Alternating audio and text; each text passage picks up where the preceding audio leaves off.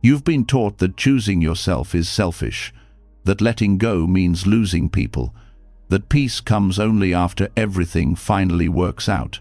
But if that were true, why do so many people who give everything to others still feel exhausted? Why do you feel torn inside, saying yes when your body says no, holding on when your heart is already tired, smiling while something in you quietly fades away? The truth is this: alignment doesn't come from fixing the world. It comes from releasing what was never yours to carry. And Buddhist wisdom has been pointing to this for thousands of years, not through force, not through becoming someone better, but through letting go of the roles, the stories, the need to be understood, the need to be chosen. When you choose yourself, not the ego, not the image, but the quiet truth inside you, life stops fighting you. Things begin to settle, decisions become simpler, your mind softens, your breath deepens. As you listen, you may feel resistance or relief, or both. That's normal. Something old may loosen, something heavy may fall away. Not all at once, but enough for you to feel it. This is not about escaping life. This is about finally standing where you are, without apology and without explanation. This is not just something to listen to. This is a return to clarity, to stillness, to alignment. If you're ready to stop forcing, ready to stop abandoning yourself, ready to let life meet you halfway, then stay here. And let's begin. Something subtle is happening already, not outside of you, but inside. A quiet shift, a small pause where you're no longer rushing to understand, no longer trying to grab meaning. This is the space where real change begins. Not with effort, not with willpower, but with honesty. The kind that doesn't need an audience. From here, we move forward gently, because what comes next is not about adding something new to your life, but about releasing a misunderstanding you may have carried for a very long time. Most people think choosing yourself means building a stronger identity, a clearer image, firmer boundaries, a louder voice that finally says, "This is who I am."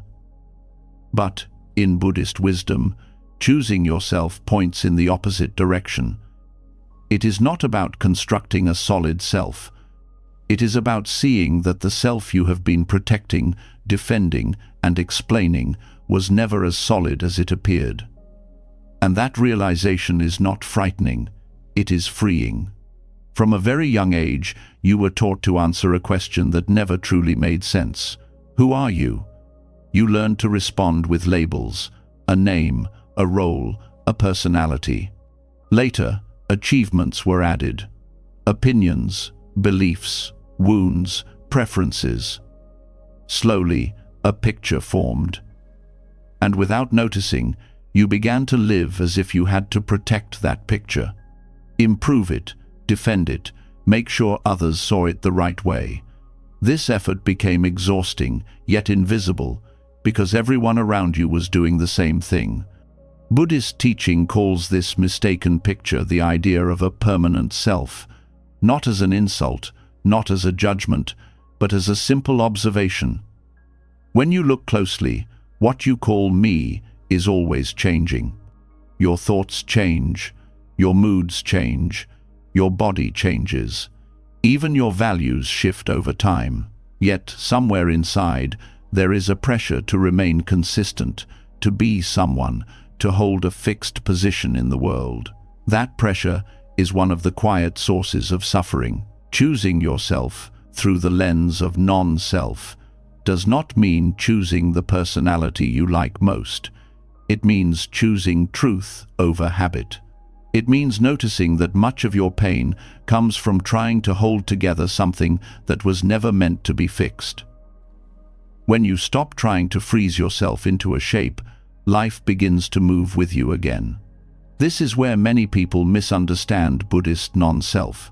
They hear it as erasure, as if you are supposed to disappear, become passive, or lose your uniqueness. But that is not what is being pointed to. Non-self does not say you do not exist. It says you do not exist in the way you think you do. You are not a solid object moving through life. You are a process, a flow of experience. And when you stop clinging to the idea of a solid me, you stop fighting reality. Think about how often you feel hurt, not by what happens, but by what it means about you. A comment feels like disrespect. A delay feels like rejection. A disagreement feels like an attack. These reactions arise because the mind is constantly asking, "What does this say about me?" When that question loosens, the emotional charge softens too. Life still happens, but it doesn't have to pass through a fragile center that needs constant protection. Choosing yourself, then, becomes choosing not to take everything personally, not as a technique, but as a natural result of seeing more clearly. When there is less attachment to a fixed self, there is less to defend, less to prove, less to explain. Actions become simpler. You say no when no is true, not because it fits an identity, but because it respects reality. You say yes when yes is honest, not because you are trying to be liked. This kind of self-choice feels different from ego. Ego feels tight, defensive, loud. It needs confirmation. It needs to win. Liberation feels quiet, grounded, spacious. It does not rush to declare who it is. It does not argue for its worth. It acts, and then it lets go. You may notice this most clearly in moments of conflict. When someone misunderstands you, the old habit is to rush in with explanations, to correct the story, to restore the image. But when you are less invested in the image, you can pause. You can feel the discomfort without turning it into a performance. Sometimes you still speak, sometimes you don't. The choice comes from clarity, not fear. Non-self also changes how you relate to your inner world. Many people try to choose themselves by controlling their thoughts and emotions. They want to feel confident, calm, positive. But Buddhist wisdom suggests something more radical. Instead of trying to fix your inner experience, you stop claiming it as who you are. A thought arises, a feeling passes. You notice it, but you do not turn it into an identity. I am anxious. I am broken. I am behind. These statements lose their grip when you see thoughts as events, not truths. This doesn't mean you ignore your pain. It means you stop turning pain into a story about who you are.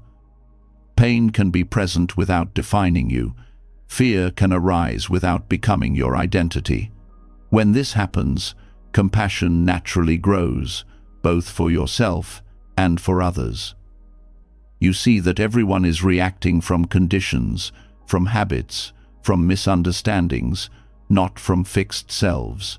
Choosing yourself in this way requires courage, because it goes against how most of the world operates.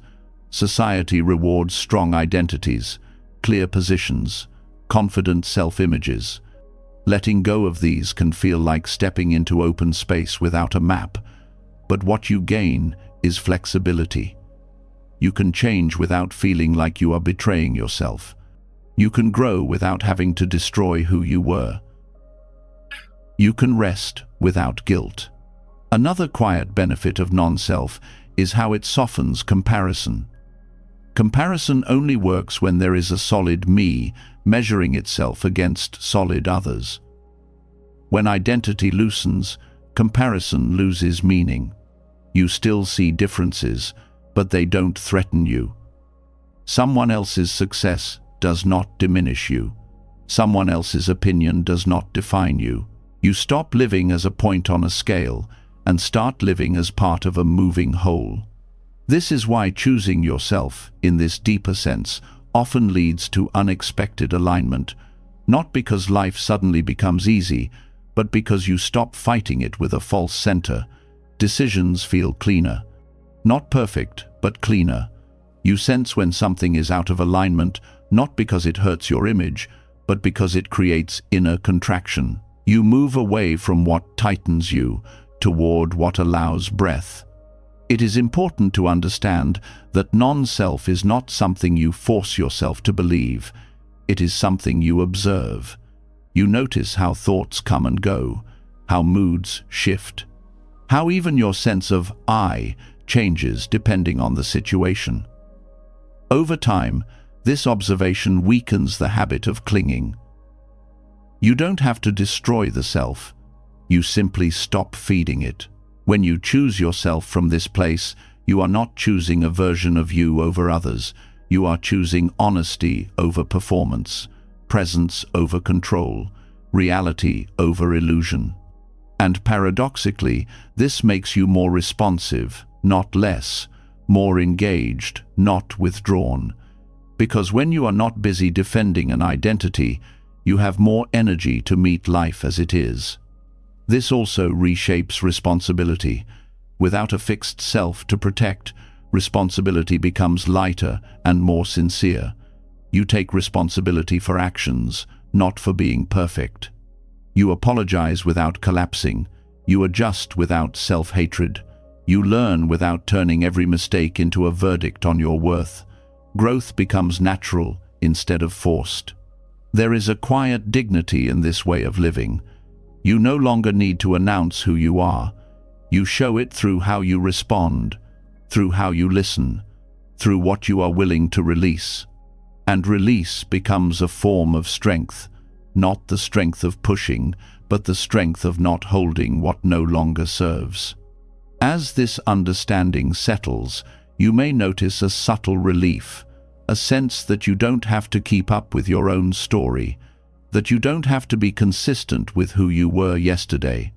That choosing yourself does not mean choosing a side in an inner argument, but stepping out of the argument entirely.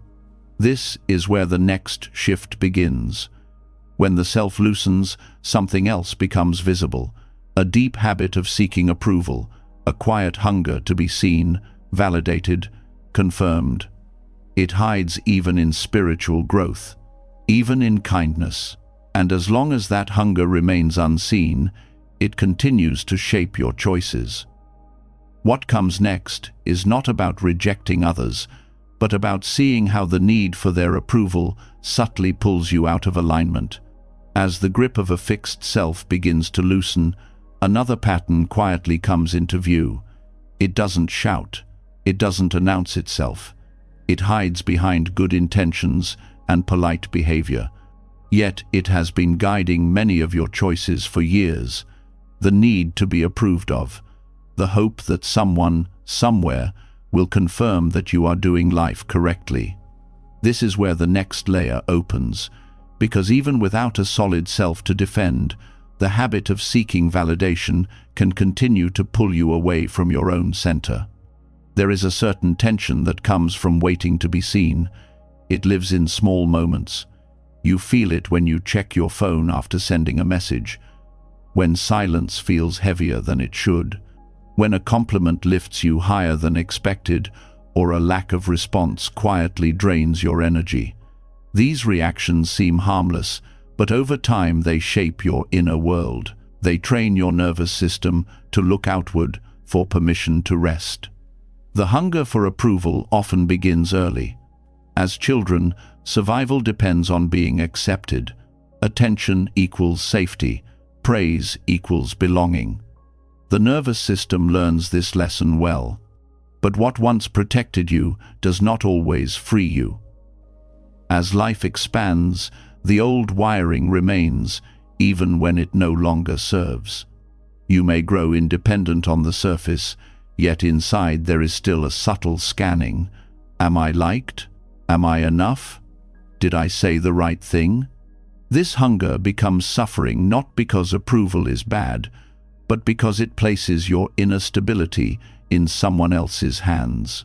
When your sense of peace depends on reactions you cannot control, life becomes unpredictable in a painful way.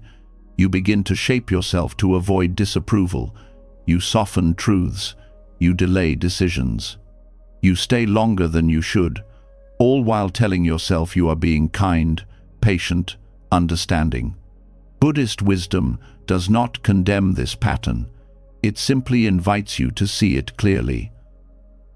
Wanting approval is not a flaw, it is a habit, and like all habits, it continues only as long as it is not fully seen.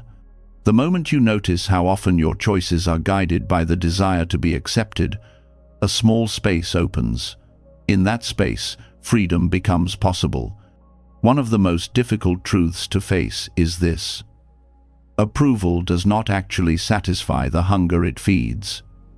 It gives a brief sense of relief, then the craving returns. A compliment fades. A like loses its warmth. Validation must be renewed again and again. This is how subtle suffering operates. It does not feel dramatic. It feels normal, yet it keeps you leaning forward, never fully resting in yourself.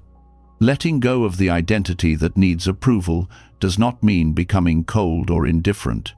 It means removing approval from its role as judge and stabilizer of your worth. You can still appreciate recognition without depending on it. You can still enjoy connection without needing it to confirm your value. This shift changes how you move through the world. You may notice how often explanation is tied to approval. Explaining yourself is often an attempt to be understood so you can be accepted. You clarify, justify, soften, repeat. Not because clarity is needed, but because rejection feels unsafe. When you begin to trust your own inner alignment, the urge to explain weakens. Silence becomes less threatening. Misunderstanding becomes tolerable. Another place approval hides is in over-responsibility. You feel responsible not only for your actions, but for how others feel about them. If someone is disappointed, you assume you did something wrong. If someone is upset, you rush to fix it. This is not compassion. It is control disguised as care. True compassion respects the emotional autonomy of others. It allows them to have their experience without absorbing it as a verdict on your character. Releasing the need for validation also changes how you experience rejection. Rejection only hurts deeply when it confirms a fear you already carry. When approval is no longer the measure of your worth, rejection becomes information, not a sentence. It may still sting, but it does not collapse you. You can feel the discomfort without turning it into a story about being unlovable or unseen. This is where alignment begins to feel effortless, not because life suddenly agrees with you, but because you stop arguing with yourself. You stop asking the world to reflect you back correctly. You stand where you are, and that steadiness becomes its own confirmation. Decisions become clearer because they are no longer filtered through the question, "Will this make me acceptable?" It is important to notice how spiritual growth itself can become approval-seeking, wanting to be seen as wise, calm, evolved, wanting others to recognize your depth. This too creates tension. When your peace depends on being perceived a certain way, peace becomes fragile. Letting go here is subtle, but powerful. You practice without performing. You grow without advertising it. As approval loosens its grip, relationships change. Some deepen, others fall away. This is not a failure, it is a reorganization. Connections that were built on mutual validation may weaken. Connections that are grounded in honesty often strengthen. You may find that fewer people understand you, but those who remain feel more real. Less effort is needed to be present. There is also a physical aspect to this release. The body often carries the strain of approval-seeking, tight shoulders, shallow breath, a constant readiness to respond. As you stop scanning for acceptance, the body learns to settle. Breath deepens naturally. The nervous system exits alert mode. Rest becomes possible without permission. Letting go of approval does not happen through affirmation. It happens through observation. Each time you notice the urge to seek validation and choose not to act on it, something rewires. Not through force, but through familiarity. You learn that nothing collapses when approval is absent. Life continues. You remain intact. This also reshapes your relationship with success and failure. Success no longer proves you are worthy. Failure no longer proves you are not. Both become experiences rather than identities. You can succeed without inflation. You can fail without humiliation. This balance creates resilience that does not depend on praise. The quiet relief that comes from this shift is often underestimated. You stop rehearsing conversations.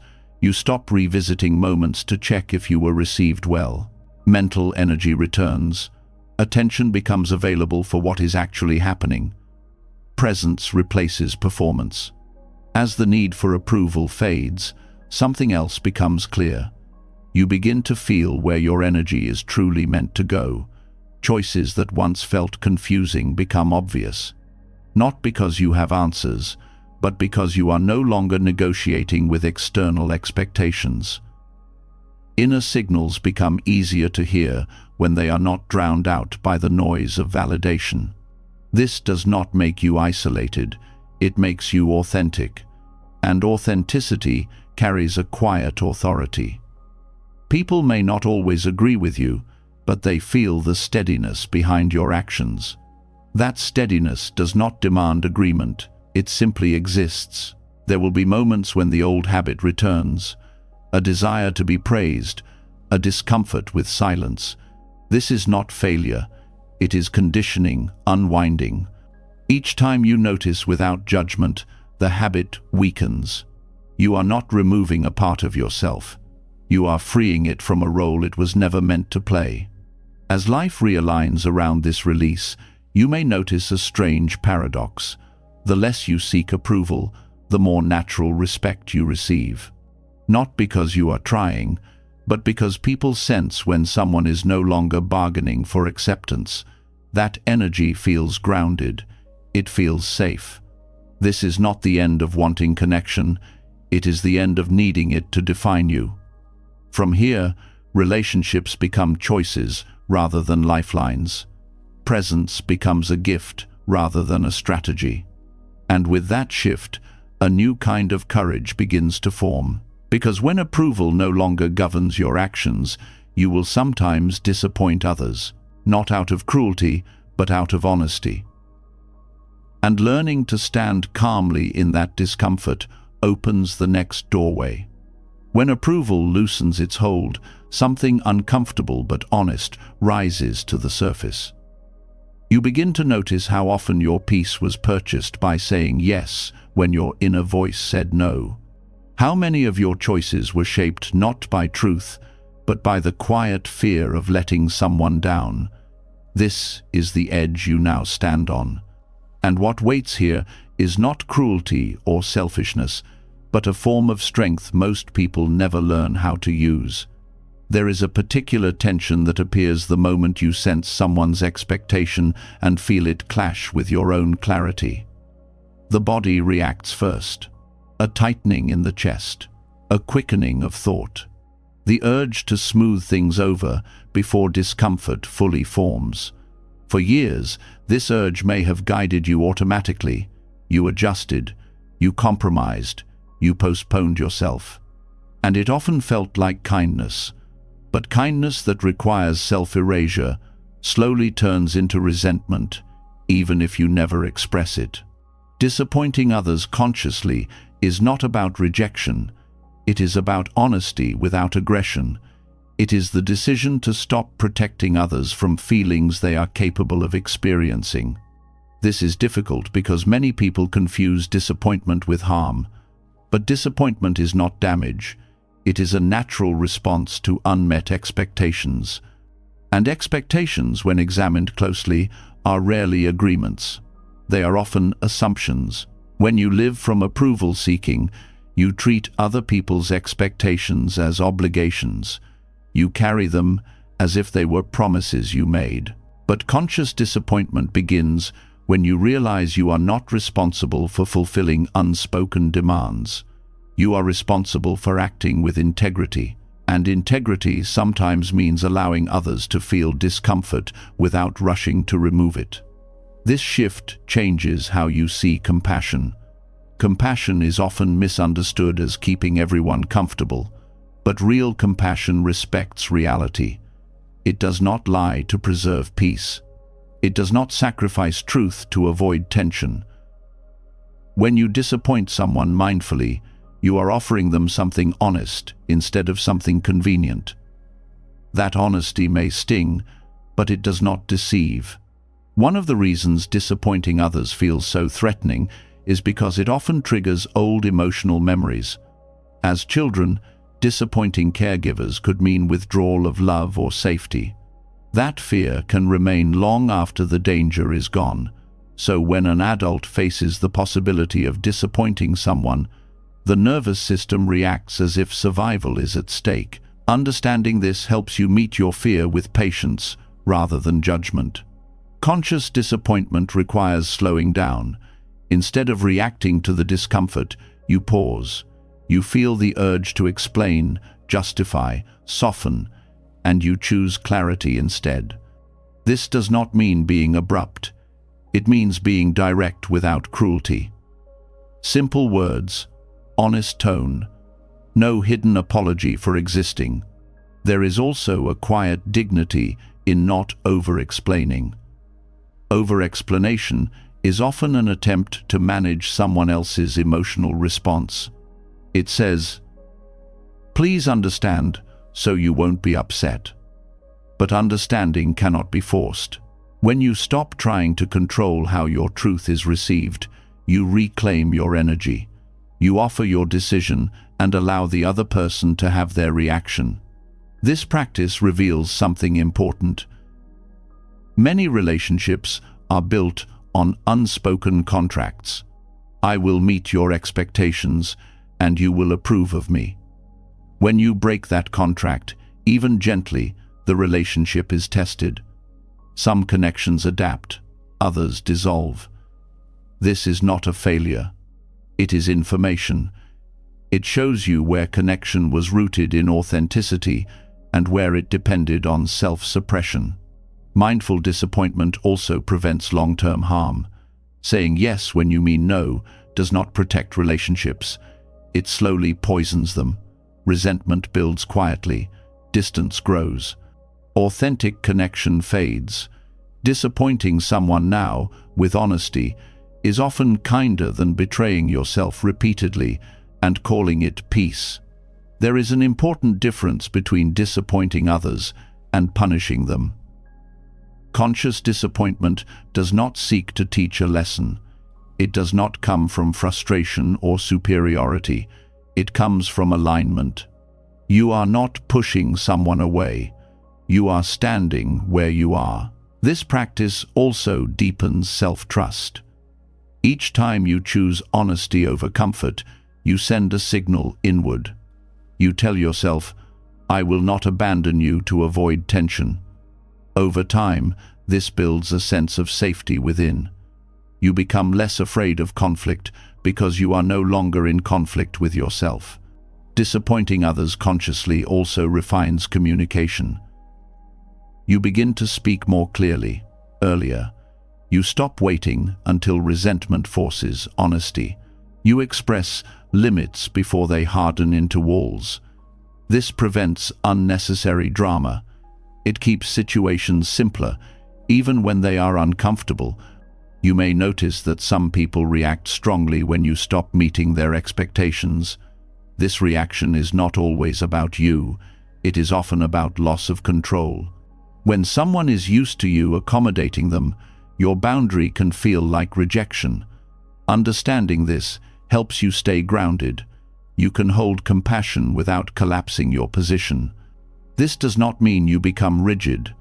Conscious disappointment includes listening. It includes empathy. You can acknowledge someone's feelings without taking responsibility for them. "I hear that this is hard for you" is not the same as "I will change myself so you don't feel this." This distinction is subtle but life-changing. There is also a quiet humility in this practice. You accept that you will not always be liked, that you cannot be the version of yourself that satisfies everyone. This acceptance frees you from performing goodness. You no longer need to prove that your decision is reasonable or fair. You trust that your integrity is enough. As this becomes more natural, you may feel a new kind of calm during difficult conversations, not because they are easy, but because you are no longer divided inside. The fear is still there, but it no longer controls you. You speak from clarity rather than urgency. Conscious disappointment also reshapes generosity.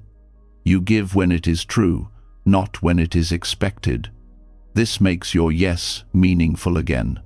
People can feel the difference between a yes that is offered freely and one that is given under pressure. One builds connection, the other builds obligation. This way of living slowly changes your sense of identity. You stop seeing yourself as the one who keeps things smooth, the peacemaker at your own expense. Instead, you become someone who values truth and presence, someone who can hold discomfort without rushing to escape it. There will be moments when you disappoint someone you deeply care about. This can be painful, but pain does not mean wrong. Pain often means growth for both sides. When you allow others to meet your truth, you invite them into a more real relationship. Whether they accept that invitation is not something you can control. As you practice this, you may notice fewer inner negotiations, fewer rehearsals, fewer lingering regrets. You begin to trust that being honest now is easier than repairing self-betrayal later. Life simplifies when you stop managing everyone else's expectations. This practice also prepares you for a deeper level of alignment.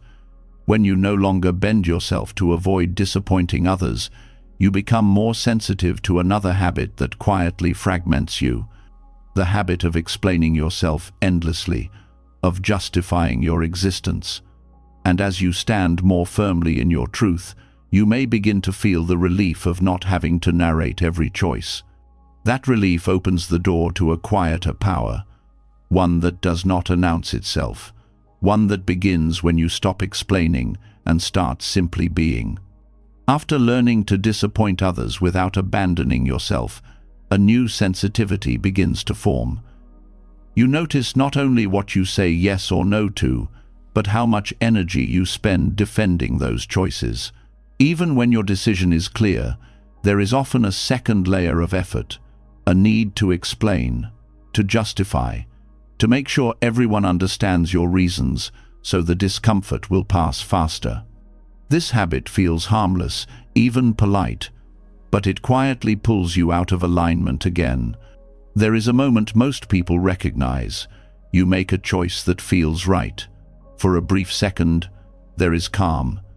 Then the mind rushes in. What if they misunderstand?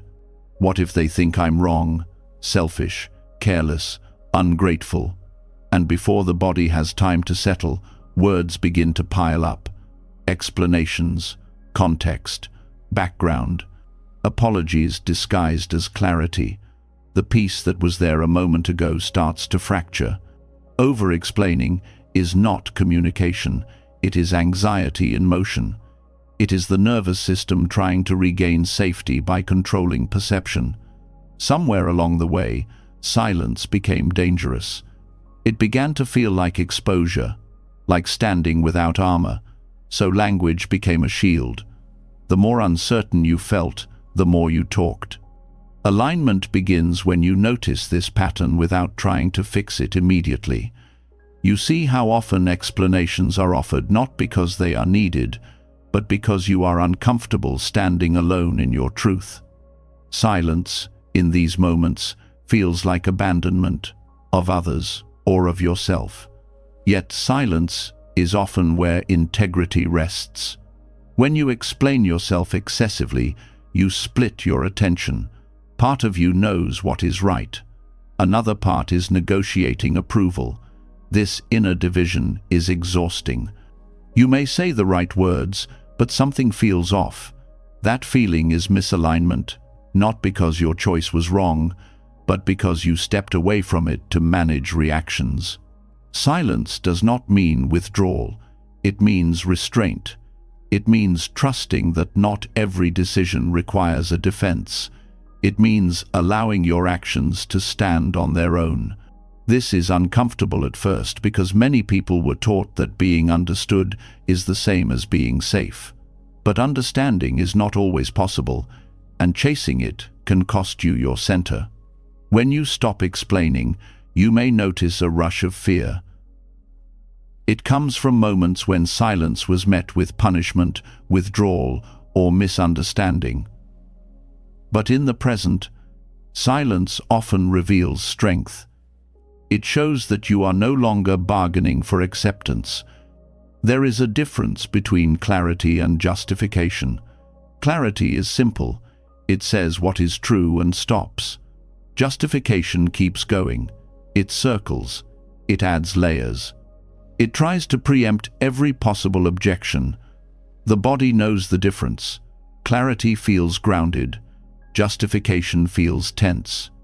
Stopping the habit of explaining restores inner harmony because it brings your words back into alignment with your intention. You speak when there is something to say. You stop when there isn't. You no longer talk to fill space or soothe imagined disapproval. This conserves energy. It allows your nervous system to rest. This practice also changes how others relate to you. At first, some may push back.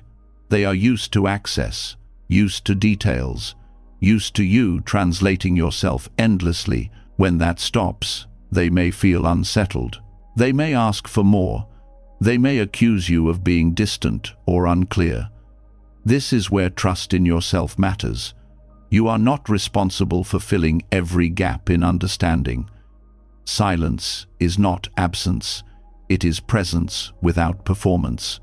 When you stop explaining, you allow others to meet you where you are instead of where you think they want you to be. Some will step closer. Others will step away. Both responses provide clarity. There is also a deep respect embedded in silence. It respects the intelligence of others.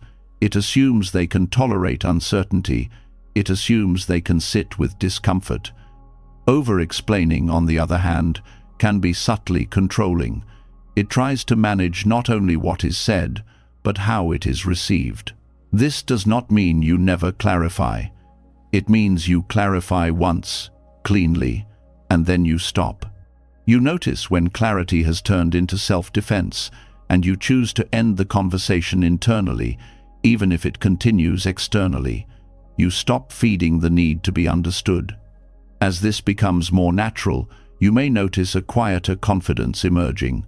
Not the confidence of having answers, but the confidence of not needing to convince. You begin to trust that your alignment does not depend on consensus. This trust stabilizes you. Stopping explanation also changes your relationship with guilt. Guilt often arises when silence leaves space for others to feel disappointed or confused. The urge to explain is often an attempt to erase guilt. But guilt does not disappear through justification. It dissolves through self-respect. When you honor your truth without excessive defense, guilt loses its power. There is a physical shift that accompanies this change. The jaw relaxes, the breath slows, the body no longer prepares for argument. You stop rehearsing conversations in your head. Mental noise decreases. This is not because life becomes simpler, but because you stop narrating it constantly. Silence also sharpens listening. When you are not busy explaining yourself, you can hear what is actually being said. Not just words, but tone, energy, need. You respond more accurately because you are present rather than reactive. Another subtle benefit is how silence protects intimacy. Over-explaining can flatten connection. It leaves little room for curiosity. When you allow space, relationships become more dynamic. Others can ask, they can reflect, They can meet you halfway instead of being guided through every thought. This practice also reveals how much identity was tied to being reasonable, articulate, and understood. Letting go of explanation can feel like letting go of competence. But competence does not require constant display. True competence is quiet. It acts without proving. As you stop explaining, you may encounter moments where you feel exposed, like standing without a script. This vulnerability is not weakness, it is alignment without armor. Over time, the fear softens. You realize that nothing essential is lost when words fall away. There is also a spiritual dimension to this silence. Buddhist wisdom often points to the truth that reality does not need commentary. Experience unfolds on its own. When you stop overlaying explanations, you come closer to direct experience. You respond to what is happening, not to the story about it. This does not mean becoming passive. It means becoming precise. Your words carry more weight because there are fewer of them. When you do speak, it is from clarity, not compulsion. You may notice that some conflicts dissolve faster when you stop explaining, not because they are resolved, but because you are no longer feeding them with anxious energy. Silence can de-escalate without agreement. It allows emotions to settle without being analyzed to death. This practice also strengthens boundaries. A boundary does not require justification to be valid. When you explain excessively, you weaken the boundary by implying it is negotiable. When you state it simply and stop, you reinforce it through presence. Over time, you may feel a deeper sense of alignment in daily life. Decisions feel cleaner. Regret lessens. You stop second-guessing yourself based on imagined reactions. Life becomes less about managing impressions and more about responding truthfully. This is not about becoming distant or cold. It is about becoming whole. When your inner and outer worlds match, there is less friction. Silence becomes a place of rest rather than threat. As this alignment stabilizes, another misunderstanding begins to dissolve. The belief that letting go means withdrawing from life. That renunciation requires distance from the world. What emerges next is a different understanding, one that shows how release can happen in the middle of ordinary life, without retreat, without escape. As silence becomes more familiar and explanation loosens its grip, a deeper question begins to surface. If you no longer need to perform, defend, or convince, what exactly are you meant to let go of next? Many people reach this point and assume the answer is withdrawal, less contact, less ambition, less life. But this assumption misses something essential. What unfolds now is not about leaving the world behind. It is about clearing what has been crowding your inner space while remaining fully present in your life. There is a quiet fear around the word renunciation. It sounds like loss, like denial, like turning your back on pleasure, connection, or meaning. Many picture monks walking away from everything familiar. But Buddhist wisdom points to something far more intimate and practical. Renunciation is not about abandoning life. It is about abandoning what weighs you down while you are living it. Inner clutter is subtle. It is not just objects or habits. It is expectations you carry that no longer fit, roles you continue to play long after they have stopped being true, desires that are inherited rather than chosen, stories about what should matter that keep you restless even when your life is full. This clutter does not announce itself as a problem. It disguises itself as responsibility, ambition, loyalty, or even virtue. Renunciation begins when you notice how crowded your inner world has become. Not crowded with activity, but with tension. You may have everything you once wanted and still feel compressed. The mind rarely rests. Even during moments of quiet, it plans, evaluates, revisits. This is not because you are doing something wrong, it is because too much is being held at once. Letting go, in this sense, is not dramatic, it is refined. You release what pulls your attention away from the present moment without actually enriching it. You stop feeding mental habits that create pressure without producing clarity. You question desires not by suppressing them, but by asking whether they truly serve peace.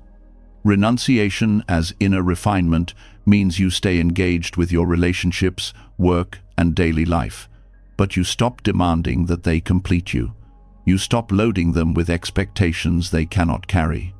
When this happens, life becomes lighter without becoming smaller. One of the first things often released is the need to keep up, not just with others, but with your own imagined timeline, the pressure to be further along, to have resolved more, to have arrived somewhere definitive.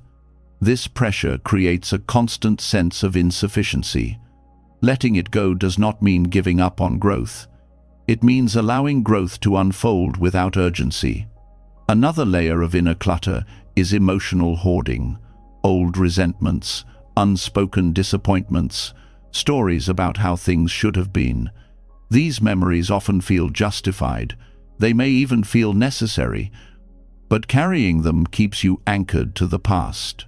Renunciation here means allowing experiences to end, not by forgetting, but by no longer replaying them as if resolution is still possible.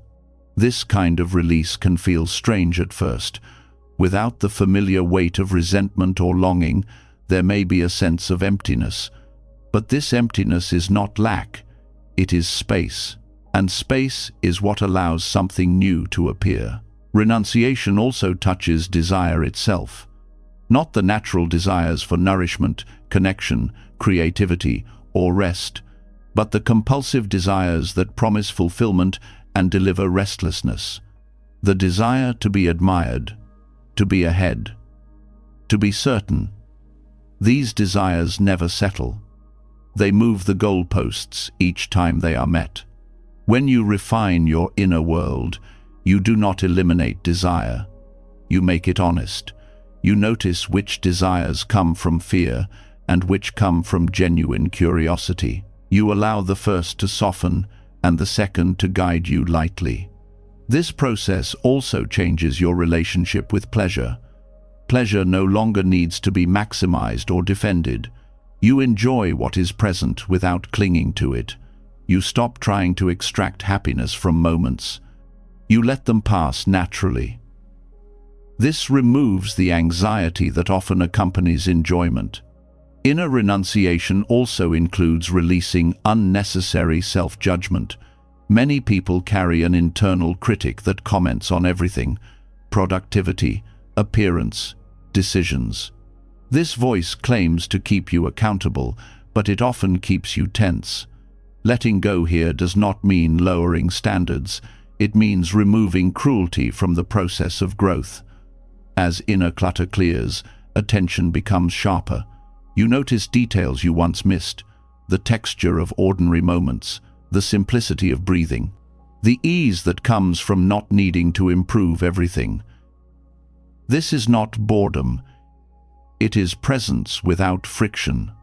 This refinement also affects how you relate to material things. Renunciation does not require owning nothing. It requires not being owned by what you have. You may still enjoy comfort, beauty, and convenience, but you no longer use them to regulate your worth or mood. They become tools rather than anchors. Relationships also shift under this understanding. You stay connected, but you stop grasping. You love without needing to secure the future. You care without trying to control outcomes. This creates a different quality of intimacy, less anxious, more spacious. There is also a renunciation of noise, not just external noise, but internal commentary, the constant evaluation of how life is going. When you release the habit of commentary, you experience life directly, without comparison, without narration. This is deeply restful. Inner refinement does not isolate you from the world. It makes you more responsive. Because you are not overloaded, you can meet situations as they arise. You respond instead of react. You engage without being entangled. This way of living also clarifies purpose. When inner clutter is reduced, what remains becomes obvious, not as a grand mission, but as a quiet pull. You sense where your energy naturally flows. You follow it without needing to justify it. Renunciation in this sense is ongoing. It is not a single decision, it is a continual noticing. Each time you feel inner contraction, you ask what you are holding that could be released.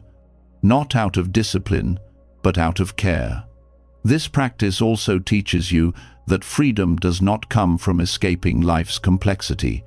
It comes from not carrying unnecessary weight through it. You still experience challenges, you still feel emotions, but they move through you instead of accumulating. As this refinement deepens, you may find yourself more present in simple tasks, washing dishes, walking, listening. These moments no longer feel like interruptions, they feel complete. This is a sign that renunciation is working quietly, without display. There is also humility in this path. You stop needing to be seen as detached or spiritual. You simply live with less inner friction. Others may notice a calm about you, or they may not.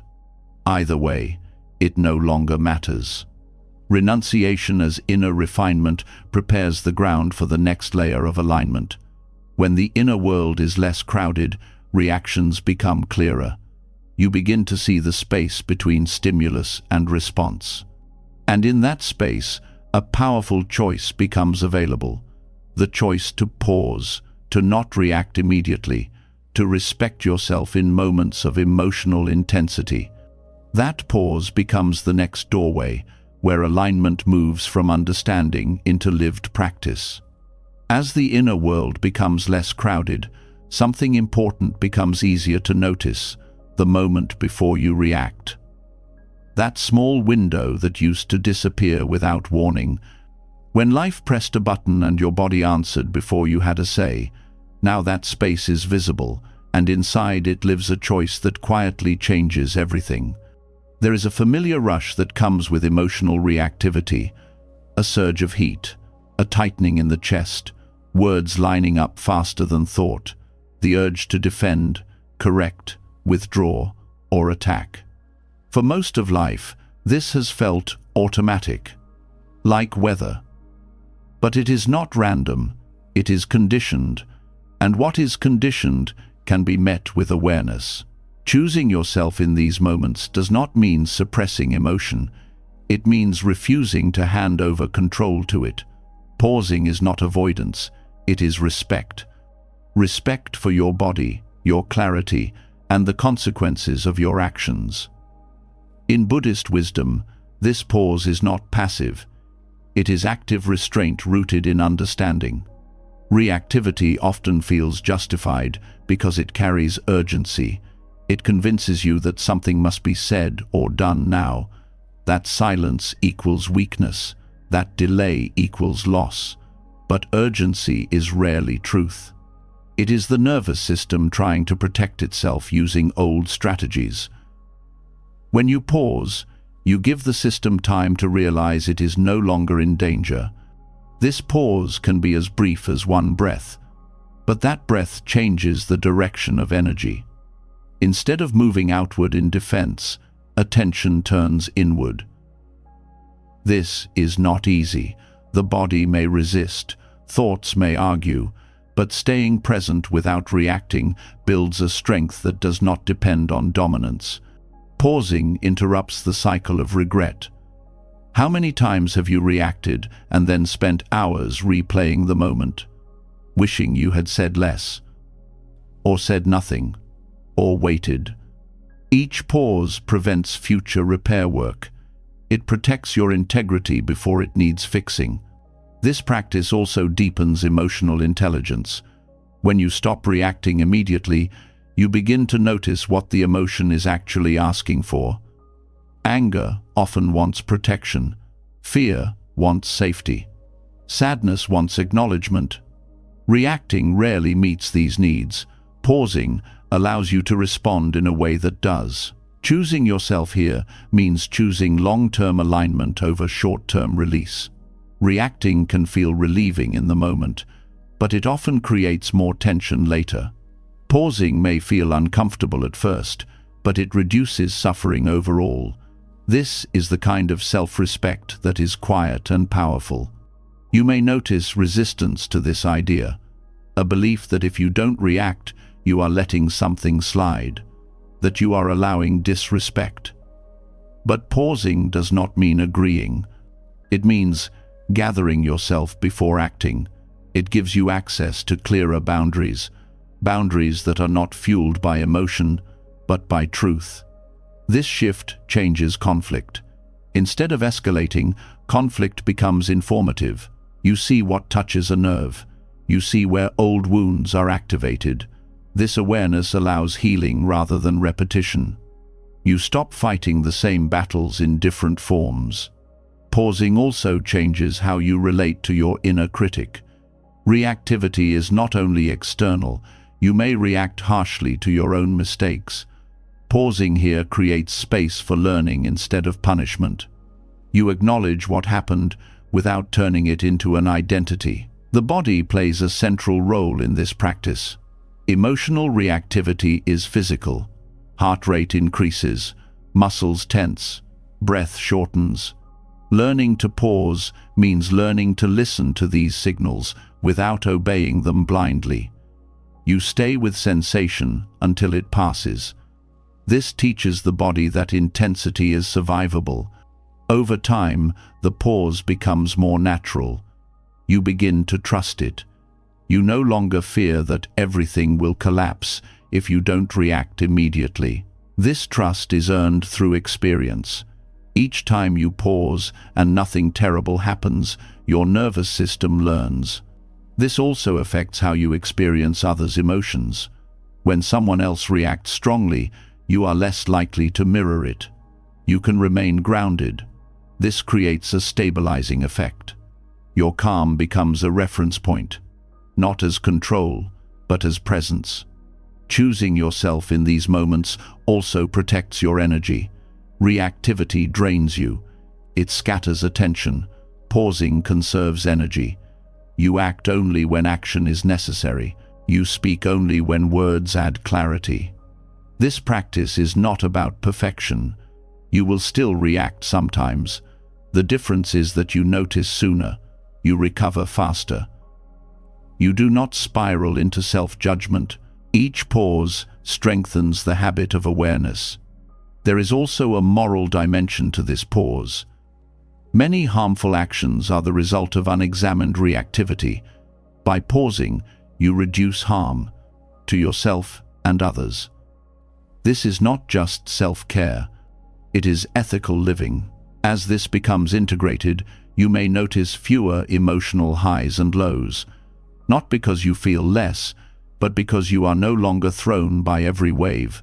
You ride emotion instead of being dragged by it. This ability to pause also creates freedom in communication. You choose words deliberately, you listen fully. Conversations slow down, understanding deepens. Pausing is an act of trust. Trust that clarity will come if you wait. Trust that you do not need to react to be real. Trust that self-respect does not require intensity. As this trust grows, another pattern becomes visible. You begin to see how familiar suffering can feel safer than uncertainty. How reacting keeps old pain alive because it is known. Letting go of reactivity invites something new. And that newness can be frightening. The next step is learning to release suffering you recognize, even when it feels like home. As pausing becomes part of how you meet life, a deeper pattern begins to reveal itself. You notice that even when you no longer react automatically, something still pulls you back into old emotional shapes. Not through explosions, but through familiarity. a quiet gravity that draws you toward the same disappointments, the same doubts, the same inner struggles you already know how to survive. This is where the work becomes subtle, because what holds you now is not chaos, but comfort in pain. There is a strange truth most people never name. Suffering that is familiar often feels safer than freedom that is unknown. Pain you understand gives you a role, a story, a sense of continuity. You know how to navigate it. You know what to expect from it. Letting it go can feel like stepping into emptiness without direction. Familiar suffering often wears the mask of identity. You may not consciously choose it, but it has shaped how you see yourself. The one who is always overlooked, the one who struggles, the one who carries more than others. Over time, these stories become anchors. They hurt, but they also ground you. Without them, you may wonder who you are. This is why people return to situations that wound them, why they replay the same arguments, why they stay in cycles that drain them. It is not because they enjoy pain. It is because pain they recognize feels predictable, and predictability feels safe to a nervous system trained by uncertainty. Releasing familiar suffering requires courage because it asks you to give up what you know without promising immediate relief. The mind asks, if I let this go, what replaces it? And when no clear answer appears, fear arises. The suffering you carry becomes proof that you exist, that your experience matters, that your past was real. Buddhist wisdom points to this attachment gently. It does not shame the clinging. It understands that the mind seeks continuity, but it also shows that clinging to pain keeps life circling the same ground. Destiny does not realign through effort alone. It shifts when you stop feeding what keeps you bound. One of the most difficult things to release is emotional pain that has been justified, pain that feels earned, pain that feels meaningful. You may believe that letting it go dishonors what you went through, that if you stop hurting, you are pretending it didn't matter. But release is not erasure, it is completion. Pain becomes suffering when it is carried forward unnecessarily, when it is replayed, defended, explained. Letting go does not mean denying the past. It means refusing to let it dictate the present. This distinction is subtle, but essential. You may notice how often you revisit old wounds internally, not to heal them, but to confirm them. Each revisit reinforces neural pathways. The body relives what the mind repeats. Over time, this repetition becomes a default state. Peace begins to feel unfamiliar, even suspicious. There is also loyalty tied to suffering. Loyalty to family patterns, to cultural narratives, to shared pain. You may fear that healing separates you from those who still hurt, that letting go creates distance. This fear can keep you bound to suffering long after it has served any purpose. Releasing familiar suffering does not happen through force. It happens through seeing clearly what it costs you, not in theory, but in daily life. You notice how it limits your choices, how it narrows your perception, how it colors neutral moments with old meaning. As awareness deepens, you may feel grief, not just for what happened, but for how long you have carried it. This grief is part of release. It honors the weight you bore without requiring you to keep carrying it. Letting go also requires trusting that you are more than your pain. This trust may feel fragile at first. Without suffering as a reference point, you may feel ungrounded, but this ungroundedness is temporary. It is the space where something new can form. The mind often resists release by saying, "I need to understand this fully before I let it go." But understanding can become another delay. You can understand something endlessly and still be bound to it. Release begins when you decide that insight is no longer required for freedom. There is a quiet moment when you stop revisiting a story, not because you resolved it, but because it no longer calls you. This moment is not dramatic. It feels almost anticlimactic, yet it changes the direction of your life. Destiny realigns not through grand decisions, but through small acts of non-participation. You do not engage the old thought. You do not feed the old emotion. You let it pass without commentary. Over time, the pattern weakens. New pathways open. This process also reshapes hope. Hope is no longer about fixing the past. It becomes about staying present, about allowing life to unfold without dragging yesterday into today. This kind of hope is quiet but steady. You may notice resistance from others when you release familiar suffering. They may be used to relating to you through that lens. Your healing may unsettle shared narratives. This does not mean you are wrong. It means you are changing. Letting go of pain also requires forgiving yourself, for not knowing sooner, for staying longer than you wish you had. Self-forgiveness dissolves the need to keep suffering as punishment. As familiar suffering loosens, you may experience moments of stillness that feel unfamiliar, without tension, without drama. These moments may feel empty at first, but if you stay with them, they reveal a deeper sense of ease. This ease is not excitement, it is alignment. Life feels less like a struggle and more like a flow of moments you can meet without armor. Releasing familiar suffering does not mean life becomes painless.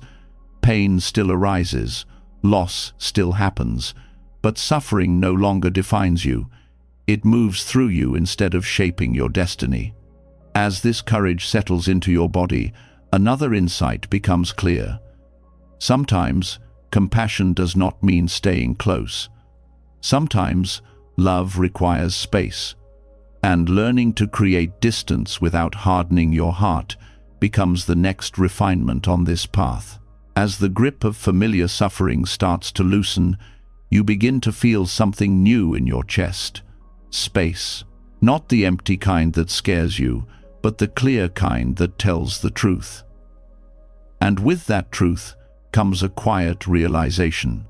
Some of the pain you carried did not come from life itself, but from staying too close to what kept harming you, calling it love, calling it loyalty, calling it compassion. Now that you are no longer clinging to pain just because it is known, you can finally ask a question that changes the direction of your life. What if stepping back is not betrayal, but wisdom? There is a tenderness that forms when you grow. You become softer, more aware, more honest. And at first, you might think this softness means you should be able to handle anything. That spiritual maturity means endless patience, endless understanding, endless availability. But this is where many people get trapped again. They confuse compassion with self-abandonment.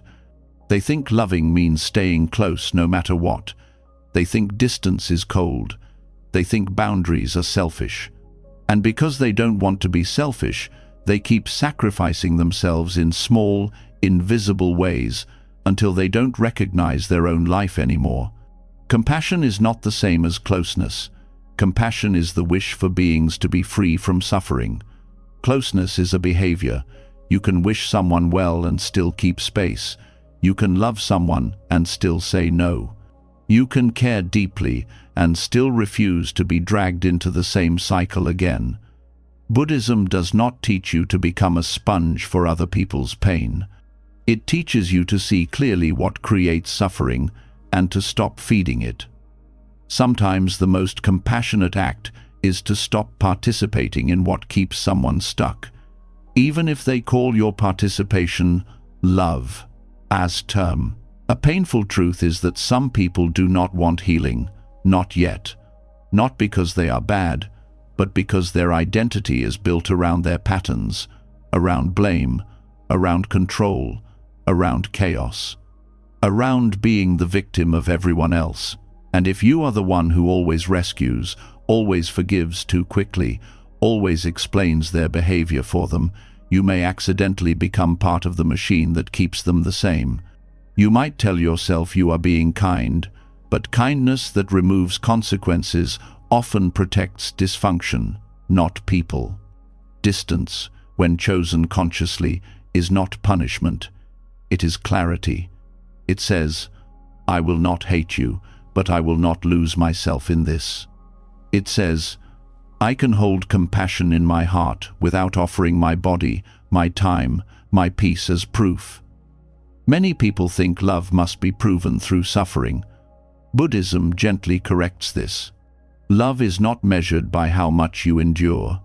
Love is measured by how much truth you can hold without violence, including violence against yourself. This is where Buddhist compassion becomes powerful, because it is paired with wisdom. Compassion without wisdom becomes martyrdom. Wisdom without compassion becomes coldness. The balance is what frees you. Wisdom sees patterns.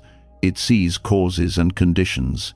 It sees that repeating the same closeness with the same person produces the same harm.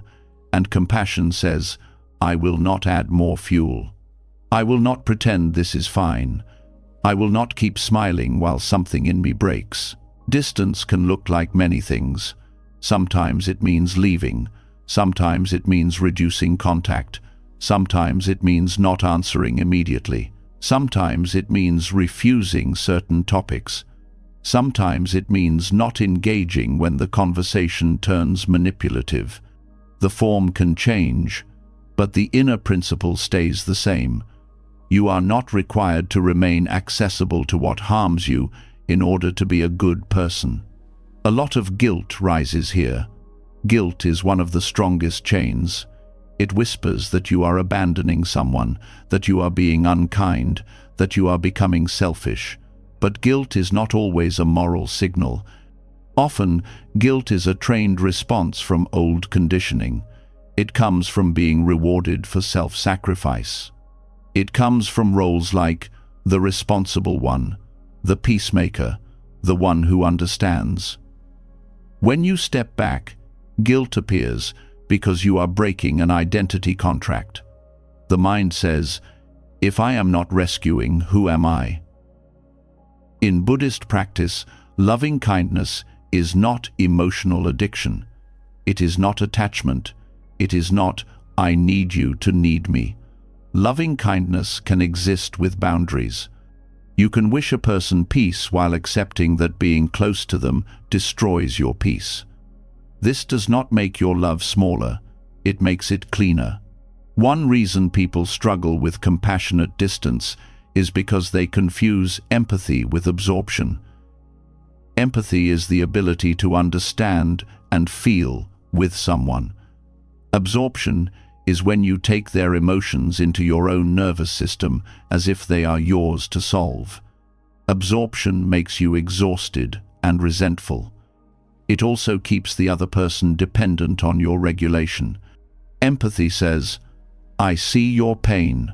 Absorption says, I will carry your pain. Buddhism points toward empathy with stability. You care without drowning. Another hidden trap is spiritual pride. Some people think they should be able to stay calm no matter how toxic someone is. They treat endurance like enlightenment. But calm is not proven by staying in harm's way. Calm is proven by choosing what is skillful. If you keep returning to a fire and calling it practice, you are not practicing wisdom. You are practicing self-neglect. Compassionate distance is also about non-attachment. Non-attachment does not mean you don't love. It means you stop clinging to a certain outcome. You stop clinging to the hope that your patience will finally change them. You stop clinging to the fantasy that if you explain better, love better, sacrifice more, they will wake up. That clinging is painful. It keeps you tied to someone's potential instead of their reality. When you let go, you are not giving up on them as a human being. You are giving up on your need to control their path. This is especially important with family. Many people feel they must stay close because of blood, history, duty. But Buddhism respects karma and conditions, not titles. A title does not cancel harm. Parent, sibling, partner, friend does not guarantee safety.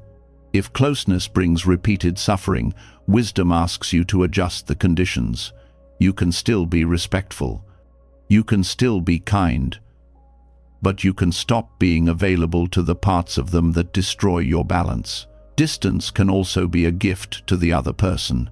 It removes the comfort of using you as a dumping ground.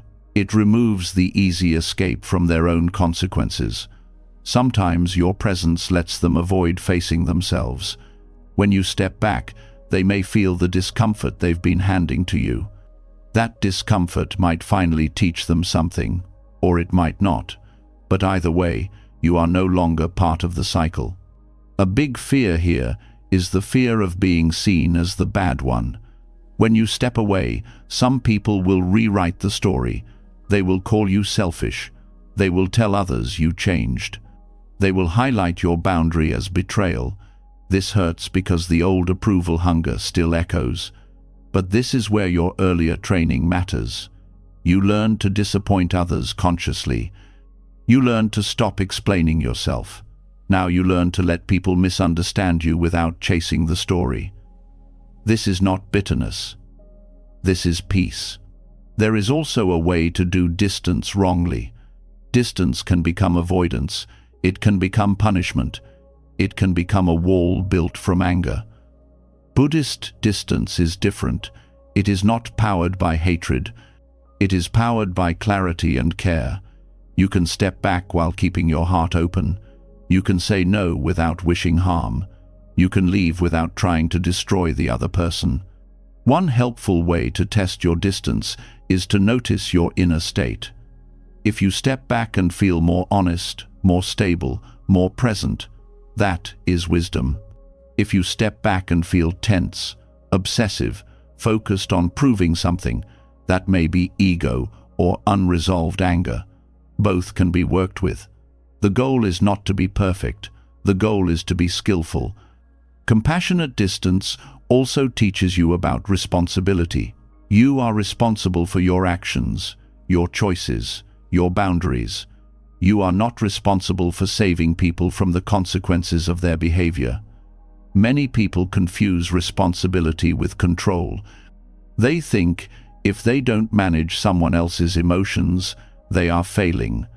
But that is not responsibility. That is fear. Another layer of this teaching is how you treat yourself. If you are practicing compassion outwardly while being cruel inwardly, something is off. Loving without self-abandonment includes turning compassion inward. Not indulgence, not excuses, but kindness. You acknowledge your limits. You stop shaming yourself for being affected. You stop forcing yourself to tolerate what your body clearly rejects. Distance can also be internal, not just external. You may still need to interact with someone, but you stop taking their words as truth. You stop letting their mood dictate your mood. You stop arguing in your head after the conversation ends. You stop rehearsing how to win their approval. This internal distance is powerful. It means you are present, but not captured. Buddhism often speaks of the middle way. This applies here. The middle way is not staying close no matter what, and it is not cutting off everyone the moment you feel discomfort. The middle way is responding to reality with wisdom. Sometimes the wise move is more closeness. Sometimes it is less. Sometimes it is patience. Sometimes it is leaving. The middle way is not a rule. It is a living sensitivity. If you have been the one who always holds things together, distance will feel like breaking a promise. But many of those promises were never spoken. They were roles you inherited. You were praised for being easy, helpful, forgiving, strong, and you learned to equate love with sacrifice. Now, you are learning something more mature. Love can include limits. Love can include silence. Love can include space. This is where realignment becomes visible. When you stop abandoning yourself for connection, your life starts to reorganize around truth. You may lose certain dynamics, but you gain your energy back. You gain your sleep back. You gain your clarity back. And with clarity, you start to notice who and what truly supports your growth. Some people will meet your new boundary with respect. Others will escalate. They will test you. They will guilt you. They will act like your distance is cruelty. This is where you practice the quiet strength of the pause again.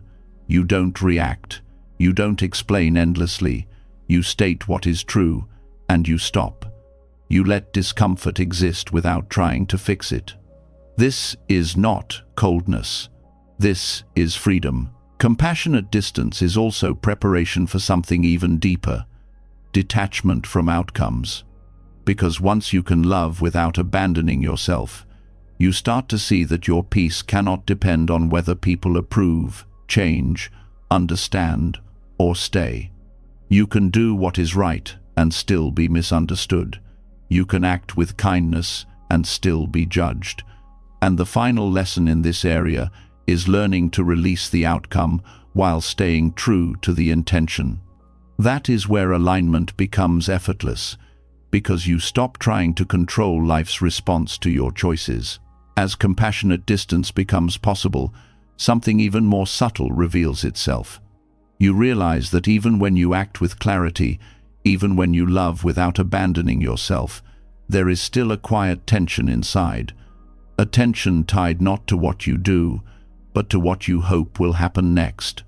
You notice how often your peace waits at the end of a result, how relief is postponed, how alignment feels conditional. This is where the deepest form of self-choice begins, not through control, but through release. There is a certain heaviness that comes from caring too much about outcomes, not caring deeply, but gripping tightly, wanting things to land a certain way, wanting people to respond correctly, wanting your effort to be rewarded, wanting clarity to guarantee comfort. This grip is subtle. It often disguises itself as responsibility, ambition, or love. But beneath it is fear.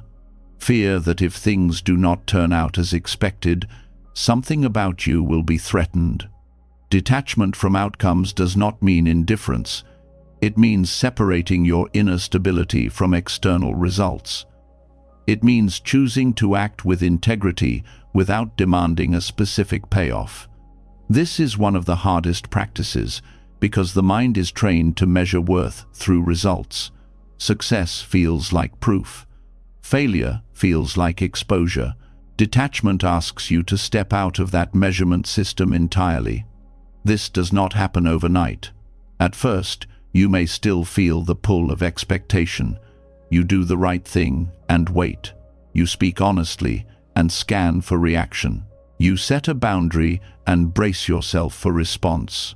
This is natural. The nervous system wants closure. It wants to know if the choice was safe. Detachment begins when you notice this waiting and choose not to follow it.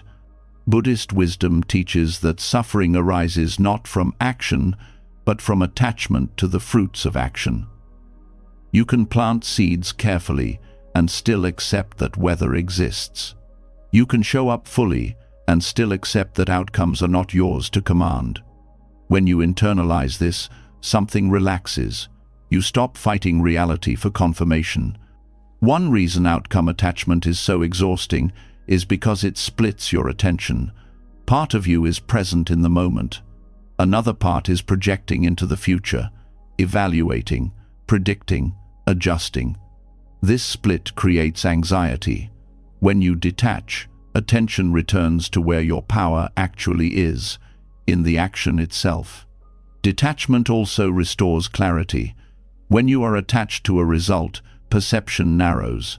You filter information based on whether it supports your desired outcome. You miss signals. You overreact to obstacles. When you release the outcome, you see more clearly. You respond to what is actually happening rather than what you hope will happen. This clarity is not cold, it is grounded. It allows you to adjust without panic, to change direction without shame, to continue without desperation. You no longer need the universe to cooperate in a specific way for you to remain steady. Detachment from outcomes also transforms effort. Effort becomes clean. You do what is skillful because it is skillful, not because it guarantees success. This kind of effort is sustainable. It does not burn you out. It does not collapse when results are slow or invisible. Many people fear detachment because they think it will kill motivation. But the opposite is true. Attachment creates tension. Detachment creates flow. When you are not constantly checking whether things are working, you can stay engaged longer. You become more creative, more responsive, less rigid. This practice also changes how you experience disappointment. Disappointment hurts most when it feels like a verdict on your value or intelligence. When you detach, disappointment becomes information. It tells you something about conditions, timing, or approach. It does not tell you who you are. Detachment also protects relationships. When you stop needing specific responses, you stop pressuring others to meet your expectations.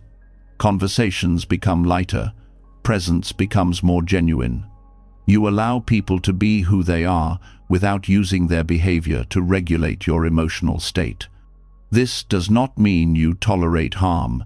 Boundaries remain, but they are not enforced with the hope of changing someone. They are enforced because they are true. Whether the other person understands or accepts them becomes secondary. Detachment from outcomes also deepens trust. Not blind trust, but trust in process. You trust that acting with integrity will shape your life in ways you cannot fully predict. You trust that alignment does not require constant supervision. This trust is tested in moments of uncertainty, when you take a step without knowing where it leads, when you speak truth without knowing the cost, when you leave something familiar without a clear replacement. Detachment allows you to move anyway, not recklessly, but with openness. There is also grief in this practice. You grieve the fantasy that if you do everything right, life will reward you accordingly. Letting go of this fantasy is painful, but it is also liberating. You stop bargaining with reality. Detachment also changes how you relate to time. You stop rushing results. You stop measuring progress constantly. You allow things to unfold at their own pace. This reduces stress and increases patience. This practice requires humility. You accept that you cannot see the whole picture, that outcomes are influenced by countless factors beyond your control. It keeps you flexible. As detachment deepens, you may notice a quiet joy, not excitement, but ease. You enjoy effort for its own sake.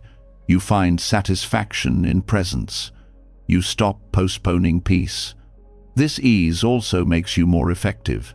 When you are not attached, you can make hard decisions without panic.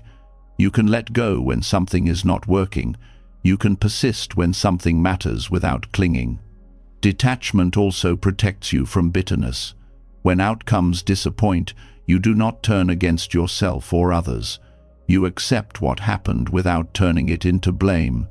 This is the ultimate self-choice, because it places your well-being back in your own hands, not by controlling the world, but by choosing how you relate to it. You stop outsourcing your peace to results. As this understanding settles, another subtle pattern becomes visible. Even spiritual practice can become a performance. Even goodness can become a strategy to secure outcomes. And when that happens, something true gets lost. The next step is learning to release the need to be seen as good, kind, or evolved. Because real alignment does not need an audience. As attachment to outcomes loosens, another quiet habit comes into focus. It hides behind good intentions. It wears the mask of kindness, patience, and spiritual maturity. You may even feel proud of it. yet it creates a subtle tension that never fully releases. This habit is the need to be seen as good, and until it is seen clearly, it quietly pulls you out of truth. There is a particular way people learn to behave when they step onto a spiritual path. They soften their voice, they choose the right words, they try to be calm, understanding, evolved. On the surface, this looks like growth, but underneath, something familiar is still operating. The hunger for approval has simply changed costumes. Instead of wanting to be liked, you want to be seen as wise. Instead of wanting praise, you want recognition for being kind, patient, or awakened. This is spiritual people-pleasing, and it is one of the last habits to dissolve because it feels virtuous. You may tell yourself you are being compassionate when you stay silent about a truth. You may call it acceptance when you swallow discomfort. You may label avoidance as peace. But when goodness is performed instead of lived, something essential is lost. Trying to be good becomes a problem when it replaces honesty, when your actions are shaped more by how they will be perceived than by what is true. This does not mean goodness itself is wrong. It means goodness, used as an identity, becomes another attachment, and like all attachments, it creates suffering. One of the clearest signs of spiritual people-pleasing is inner tension. You say the right thing, but your body tightens. You act kindly, but resentment simmers. You forgive quickly, but something feels unresolved. This tension is not a failure, it is feedback. It tells you that alignment has been traded for appearance. Buddhist wisdom does not ask you to be good, it asks you to be clear. Clarity naturally leads to ethical action, but it does not demand performance. When you act from clarity, kindness arises without effort. When you act from image, kindness becomes exhausting. Spiritual people-pleasing often comes from fear. Fear of being judged as unkind, fear of being seen as unspiritual, fear of losing belonging within a community or identity. These fears are understandable. Belonging matters. But when belonging requires self-betrayal, the cost is high. Authenticity is not always gentle. Sometimes it is quiet. Sometimes it is firm. Sometimes it is uncomfortable. Trying to always be nice flattens the full range of truth. You may avoid difficult conversations because they do not fit the image of peace you want to maintain. But unresolved truth does not disappear. It accumulates. Karma, in Buddhist understanding, is not punishment.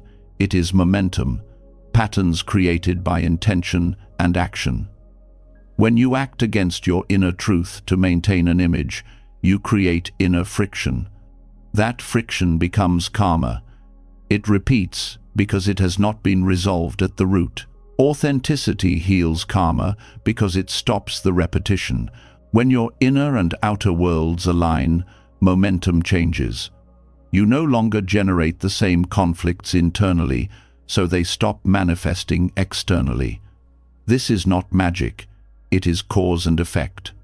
Spiritual people-pleasing also distorts compassion. You may prioritize appearing compassionate over actually being helpful. You may avoid setting boundaries because you want to be seen as accepting. But compassion without boundaries often enables harm. Authentic compassion is responsive, not performative. Another sign of this habit is moral comparison. You may quietly measure yourself against others, who is more patient, more detached, more awakened. This comparison feeds identity. It keeps the mind busy with ranking rather than presence. True practice has no scoreboard. Letting go of the need to be good means allowing yourself to be real. Real includes uncertainty. Real includes limits. Real includes moments of firmness that may not look spiritual, but real is clean. It does not leave residue. There is also grief here. You may grieve the image you worked hard to maintain, the role of the calm one, the wise one, the healer. Letting this go can feel like losing protection, but what you gain is freedom. You no longer have to act a part. This shift also changes how you relate to mistakes. When you are attached to being good, mistakes threaten your identity. You defend, you justify, you hide. When authenticity matters more than image, mistakes become opportunities to learn.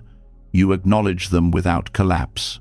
Spiritual people-pleasing often keeps you from expressing anger or discomfort. You may label these emotions as unspiritual, but suppressing them does not dissolve them.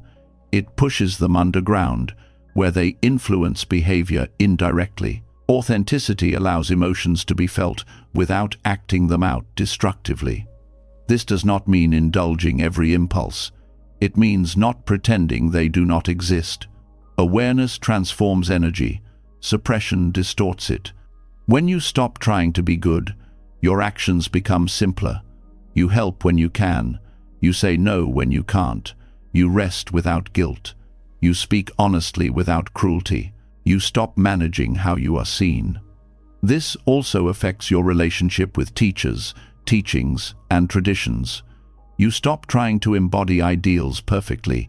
You engage sincerely. You question when needed. You integrate what resonates. This creates a living practice rather than a rigid one. Authenticity also deepens humility. You accept that you are still learning, still conditioned, still human. This humility softens judgment toward others. You no longer need to be above anyone. As this practice matures, you may notice fewer inner contradictions, less self-monitoring, less spiritual performance, more ease, more groundedness. This does not make you passive. It makes you trustworthy to yourself. Your yes means yes. Your no means no. Your kindness is not strategic. Your silence is not avoidance. Karma heals not because you are trying to be pure, but because you stop lying to yourself. Truth interrupts cycles. It dissolves confusion. It aligns intention with action. There will be moments when authenticity costs you approval. You may be misunderstood. You may disappoint others who preferred your agreeable version. This is where earlier lessons support you. You have learned to disappoint consciously, to stop explaining, to detach from outcomes. Authenticity also brings a new kind of peace. Not the peace of being liked, but the peace of being whole. You no longer split yourself into acceptable and unacceptable parts. You meet yourself honestly. This honesty also makes compassion cleaner. You help without needing to be seen. You care without needing credit. You withdraw when needed without guilt. Spiritual people-pleasing ends when practice becomes lived rather than displayed, when truth matters more than image, when alignment replaces performance. As this alignment deepens, another attachment becomes visible. Even kindness itself can become an identity. Even moral goodness can bind the mind. And the next refinement is learning to let go of the need to be seen as kind at all. Because when kindness is no longer an image to protect, it becomes effortless. As authenticity replaces performance, something even quieter begins to loosen. You are no longer trying to look spiritual. You are no longer trying to be good in a general sense. Yet, there may still be a subtle grip inside, a wish to be seen as kind, a hope that others recognize your goodness. This attachment is delicate, almost invisible, because kindness feels like the safest place to stand. But even this can bind the mind when it becomes an identity instead of a natural response. There is a certain warmth that comes from being seen as kind. It brings acceptance. It brings a sense of being on the right side of things. Over time, this warmth can turn into dependence. You may begin to measure your actions by how kind they appear rather than how true they are. You may soften your honesty, delay your boundaries, avoid necessary discomfort, all to preserve an image that feels morally safe. This does not happen because you are dishonest. It happens because kindness has been rewarded. Somewhere along the way, you learned that being kind meant being good, and being good meant being worthy of love. That lesson sinks deep, so deep that even when you let go of approval, outcomes, and spiritual performance, the mind may still cling to moral identity as its last refuge. Buddhist wisdom invites a radical honesty here. Kindness that is attached to identity is not free. It comes with fear. Fear of being misunderstood, fear of being judged as harsh, fear of losing the moral high ground. These fears shape behavior subtly. You may not say what needs to be said. You may not leave when you should. You may not protect your energy because doing so could make you look unkind. The mind binds itself when it needs to be seen as good. Every interaction becomes a test. Am I being kind enough? Did that sound gentle? Was that too firm? This constant monitoring creates tension, not outwardly, but inwardly. And tension is a sign that alignment is compromised. True kindness does not require observation. It does not need witnesses. It does not need to be named. It arises naturally when the heart is clear. But when kindness becomes something you are trying to maintain, it becomes heavy. You carry it like a badge that must not be scratched. One of the hardest truths to accept is that sometimes the most skillful action does not look kind on the surface. Saying no may feel cold. Leaving may look selfish. Silence may be interpreted as indifference. If your identity depends on being seen as kind, these actions become almost impossible, not because they are wrong, but because they threaten the image you are protecting. Attachment to moral identity also creates subtle judgment. When you see yourself as kind, you may unconsciously divide the world into kind and unkind, awake and asleep, conscious and unconscious. This division feeds separation. It keeps the ego alive under the appearance of virtue. Buddhist practice does not aim to make you morally superior. It aims to free you from clinging.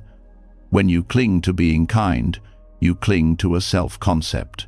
And any self-concept, even a positive one, creates suffering because it must be defended. You may notice how quickly discomfort arises when your kindness is questioned. When someone accuses you of being selfish or uncaring, something tightens. The urge to explain returns. The urge to prove your good intentions resurfaces.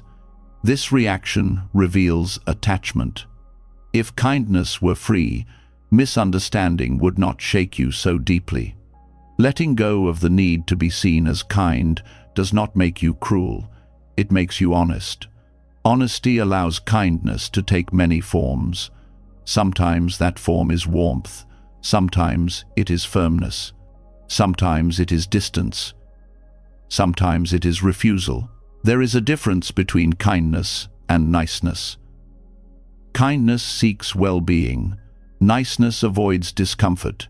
Kindness may create it. When you release moral identity, you are no longer limited to niceness. You can act in ways that truly reduce suffering, even if they are misunderstood. This release also heals self-judgment. When you no longer measure yourself against an image of kindness, you stop punishing yourself for being human. You allow yourself to feel irritation without shame. You allow yourself to rest without guilt. You allow yourself to say no without self-attack. Attachment to being kind often keeps people in harmful situations. They tell themselves they are being compassionate by staying. But compassion that destroys your health, clarity, or dignity is not wisdom. Letting go of the image of kindness allows you to choose what is actually skillful. This does not mean acting without care. It means caring without attachment. You still consider impact. You still listen. You still act with awareness, but you are not paralyzed by how your actions will be labeled. Another subtle effect of moral identity is how it distorts giving. You may give when it is not sustainable. You may overextend. You may say yes out of obligation. This creates imbalance. When you release the need to be seen as kind, giving becomes cleaner. You give when it is true. You stop when it is not. There is also freedom in no longer being the good one. You do not have to mediate every conflict. You do not have to absorb everyone's emotions. You do not have to fix what is not yours to fix. This frees energy for what truly matters. Letting go here can feel risky. You may worry that without the identity of kindness, you will become harsh or indifferent. But this fear misunderstands your nature. Kindness does not come from identity. It comes from awareness. When awareness is present, harm feels unnatural. Buddhist teachings often point out that clinging to virtue can be as binding as clinging to vice. Both reinforce the sense of a self that must be maintained. Liberation comes from releasing both. You act ethically, not because you are a good person, but because clarity sees what reduces suffering. As this understanding settles, you may notice a lightness in interactions. You are no longer trying to come across a certain way. You respond, you listen, you act. Then you let go. There is less mental residue. This also deepens humility. You stop assuming your way is the kind way. You stay open to learning. You allow yourself to be wrong. This openness prevents rigidity. Letting go of moral identity does not mean abandoning values. It means embodying them without attachment. Values guide action, but they do not define the self. This distinction is subtle but powerful. When kindness is no longer an image, it becomes fluid. It adapts to context. It responds to reality. It does not insist on being recognized. This is why it feels natural and effortless. As this release integrates, inner conflict reduces further. You are no longer fighting to maintain a certain version of yourself. You move with greater ease. Decisions feel cleaner. Regret lessens. This is another step in leaving the inner battlefield. You stop arguing with yourself about who you should be. You stop policing your own behavior through moral fear. You trust awareness to guide you. And when this trust deepens, something remarkable happens. The war between who you are and who you think you should be begins to dissolve. The constant inner negotiation quiets. And that quiet opens the next doorway, where alignment no longer requires effort, because the conflict that demanded effort is no longer there. As the need to be seen as kind loosens, something deeper finally becomes visible. Not another habit, not another identity to drop, but a constant tension you may have lived with for so long that it felt normal. A silent war happening inside you, a war between who you are in this moment and who you believe you should be. And until this war ends, alignment will always feel temporary. There is a quiet exhaustion that comes from living in opposition to yourself. You wake up already measuring, already correcting, already negotiating. One part of you feels, wants, reacts, rests. Another part watches closely, judging, adjusting, comparing. This inner split drains more energy than any external struggle, and most people never question it. They assume this tension is discipline, or growth, or responsibility. But it is conflict. The inner battlefield is built from expectations. Expectations absorbed from parents, culture, teachers, peers, and even spiritual ideals. Somewhere along the way, you learned that who you naturally are is not enough, that you must become something else. Calmer, more productive, kinder, less emotional, more disciplined, more evolved. These ideas were not meant to harm you, but when they harden into identity, they create division. This division shows up as constant self-correction. You feel something, then immediately question it. You want something, then shame it. You react, then attack yourself for reacting. Life becomes a series of internal interruptions. You are never fully here, because part of you is always trying to replace the present version of you with a better one. Choosing yourself means stepping out of this war, not by winning it, but by refusing to fight. You stop treating your present experience as an enemy that must be fixed before it is allowed. You stop postponing self-acceptance until some imagined future version arrives. This does not mean giving up on growth. It means changing the relationship with growth. Growth stops being a rejection of who you are and becomes a natural unfolding. You still learn, you still refine, but you do not do it from self-contempt. The battlefield is fueled by comparison. You compare yourself to ideals, to others, to past versions of yourself. Every comparison creates distance. Distance between where you are and where you think you should be. That distance becomes tension, and tension becomes suffering. When you leave the battlefield, comparison loses its grip, not because you are better than it, but because you no longer need it. You stop using external measures to decide whether you are allowed to rest, to feel, to exist as you are. One of the hardest things to accept is that you do not need to resolve yourself before you are worthy of peace. The mind resists this. It says, "But if I stop pushing, I'll stagnate."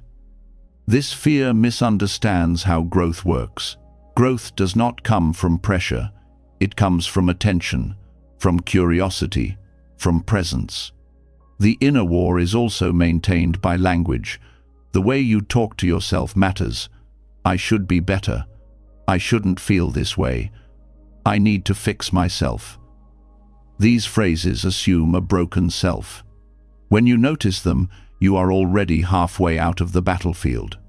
Leaving the inner battlefield begins with allowing your current experience to exist without immediate correction. You feel anger without labeling it failure. You feel sadness without trying to upgrade it into gratitude. You feel confusion without rushing toward clarity. This allowance does not trap you, it frees you. The war also shows up in productivity. Many people measure their worth by output. When they rest, guilt appears. When they slow down, self-criticism rises. This is the battlefield in action. Choosing yourself here means allowing rest to be rest, not preparation for doing more. Another layer of the battlefield is spiritual striving, the constant attempt to transcend human experience, to be above fear, desire, attachment.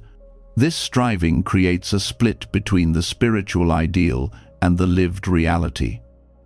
When you leave the battlefield, spirituality becomes grounded. You stop trying to escape being human and start meeting it with awareness. This shift changes how you relate to mistakes. Mistakes stop being evidence that you are failing at being who you should be. They become part of learning. You correct without condemning. You adjust without collapsing.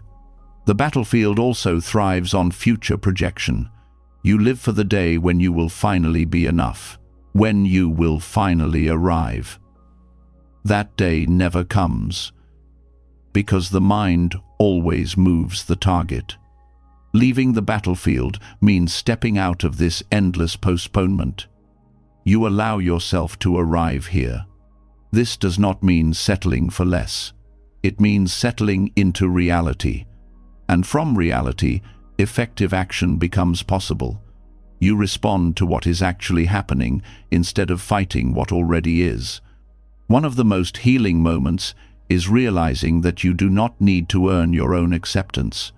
You have been trying to prove something to yourself. That proof is never sufficient because the judge is also the accuser. When you step out of that role, something softens. Ending the inner war also changes how you relate to others. When you are no longer fighting yourself, You stop projecting expectations outward. You become less controlling, less judgmental, more present. Not because you are trying to be better, but because tension has reduced. This practice also reveals how often self-improvement has been driven by fear. Fear of being unlovable, fear of being left, fear of being ordinary. When you see this, compassion naturally arises, not as an identity, but as a response. Choosing yourself means choosing peace over perfection. It means valuing alignment over image. It means allowing your life to be lived from the inside out, rather than from a set of standards imposed from outside. There will be moments when the battlefield tries to return. Old voices, old habits, old comparisons. This is not failure, it is conditioning surfacing. Each time you notice and choose not to engage, the battlefield loses ground. Leaving the inner war does not make you passive, it makes you effective. Energy once spent on self-conflict becomes available for presence, creativity, and care. You may notice a deep relief, a sense that you no longer have to monitor yourself constantly, that you can trust your awareness to guide you without force. This trust is the foundation for everything that follows, because once the inner war ends, boundaries become clearer, silence becomes safer, stillness becomes a refuge rather than a threat. And from that stillness, something new begins to function as a boundary, not a wall, not a defense, but a quiet presence that does not need to explain itself. That presence becomes the next refinement, where stillness itself protects you without effort. When the inner battlefield quiets, something unexpected happens. The mind no longer feels crowded with arguments, defenses, or corrections. There is space. And within that space, a new kind of strength begins to form, not loud, not forceful, almost invisible. This is where stillness stops being just a state of mind and starts becoming protection. Most people think boundaries must be spoken, explained, enforced. They picture firm words, clear rules, decisive actions, and sometimes those are needed. But there is another kind of boundary that works before words are required, a boundary that does not push away, but does not allow intrusion either. That boundary is inner silence. Stillness becomes a boundary when you no longer rush to respond to everything that touches you, when every comment, demand, or emotion from others no longer pulls you into reaction. Silence, in this sense, is not withdrawal. It is presence without leakage. You are here, but you are not open to being invaded. This kind of stillness grows naturally once the inner war has ended. When you are no longer fighting yourself, you no longer feel the need to defend yourself constantly.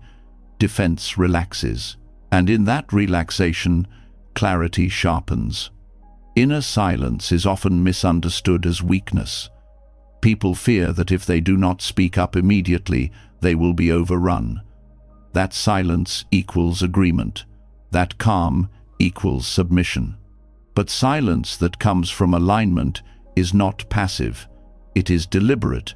It holds ground without tension. When you are still inside, you feel less urgency to explain, justify, or correct. You can hear what is being said without absorbing it. You can feel emotional pressure without acting on it. This changes the dynamic instantly. Many interactions rely on reaction to continue. When reaction is absent, the pattern breaks. Stillness protects you because it prevents unnecessary engagement. Not every comment needs a response. Not every provocation deserves attention. Not every emotion from others needs to be met with your energy. Silence filters what enters your system. This is especially powerful in emotionally charged environments. When someone is agitated, controlling, or seeking a reaction, stillness can feel unsettling to them. Not because you are doing something wrong, but because you are no longer playing your assigned role. You are not escalating. You are not defending. You are not feeding the loop. Inner silence also protects you from your own habits. The habit of overthinking, of rehearsing conversations, of replaying moments. When stillness becomes familiar, the mind learns to rest sooner. Thoughts arise, but they do not take over. This conserves enormous energy. There is a bodily aspect to this boundary. When you are still inside, your posture changes, your breath deepens, your nervous system signals safety. Others can feel this, even if they do not understand it. Calm presence communicates without words. Stillness also refines listening. You hear what is said beneath the words. You notice tone, intention, and energy. This allows you to respond accurately rather than reflexively. Sometimes, the most protective response is no response at all. This does not mean suppressing expression. It means choosing expression consciously. When you speak from stillness, your words carry weight. They are fewer, clearer, and less reactive. You do not argue to be heard. You speak because it is true. One of the reasons stillness is such a powerful boundary is because it cannot be manipulated easily. People can push against words. They can debate reasons. They can challenge explanations. But silence rooted in clarity offers no handle. It does not escalate. It does not collapse. It simply remains. Stillness also prevents emotional contagion. In many relationships, emotions pass back and forth unconsciously. Someone brings anxiety, you absorb it. Someone brings anger, you mirror it. When you are still, emotions stop spreading automatically. You remain yourself. This is not emotional numbness. You still feel, but feeling does not turn into identification. You experience emotion without becoming it. This creates a buffer between experience and action. Inner silence also strengthens boundaries with time and attention. You stop feeling obligated to respond immediately. You stop filling every gap. You allow pauses. These pauses protect your mental space. They give you time to sense what is right before acting. As stillness becomes familiar, you may notice that fewer people try to cross your boundaries, not because you have become intimidating, but because your presence is clear. You are not available for chaos. You are not easily pulled. This clarity is felt. Stillness also protects your values. When you are calm inside, you are less likely to compromise under pressure. You can say no without aggression. You can say yes without fear. Decisions arise from alignment rather than urgency. There is also a deep self-trust that grows here. You trust that you do not need to manage everything. You trust that you can wait. This trust removes the panic that often leads to boundary violations. Many people fear stillness because it feels like nothing is happening. But stillness is full. It is alert. It is aware. It notices more, not less. From this awareness, you can act precisely. Stillness also allows you to tolerate discomfort without escaping it. When someone is unhappy with you, you can stay present without rushing to fix it. This does not make you uncaring. It makes you grounded. You allow others to have their experience without absorbing it as your responsibility. This kind of boundary is especially important for those who are sensitive, empathetic, or intuitive. Without stillness, sensitivity becomes overwhelm. With stillness, sensitivity becomes insight. Inner silence also changes how you relate to conflict. You no longer need to win or resolve everything immediately.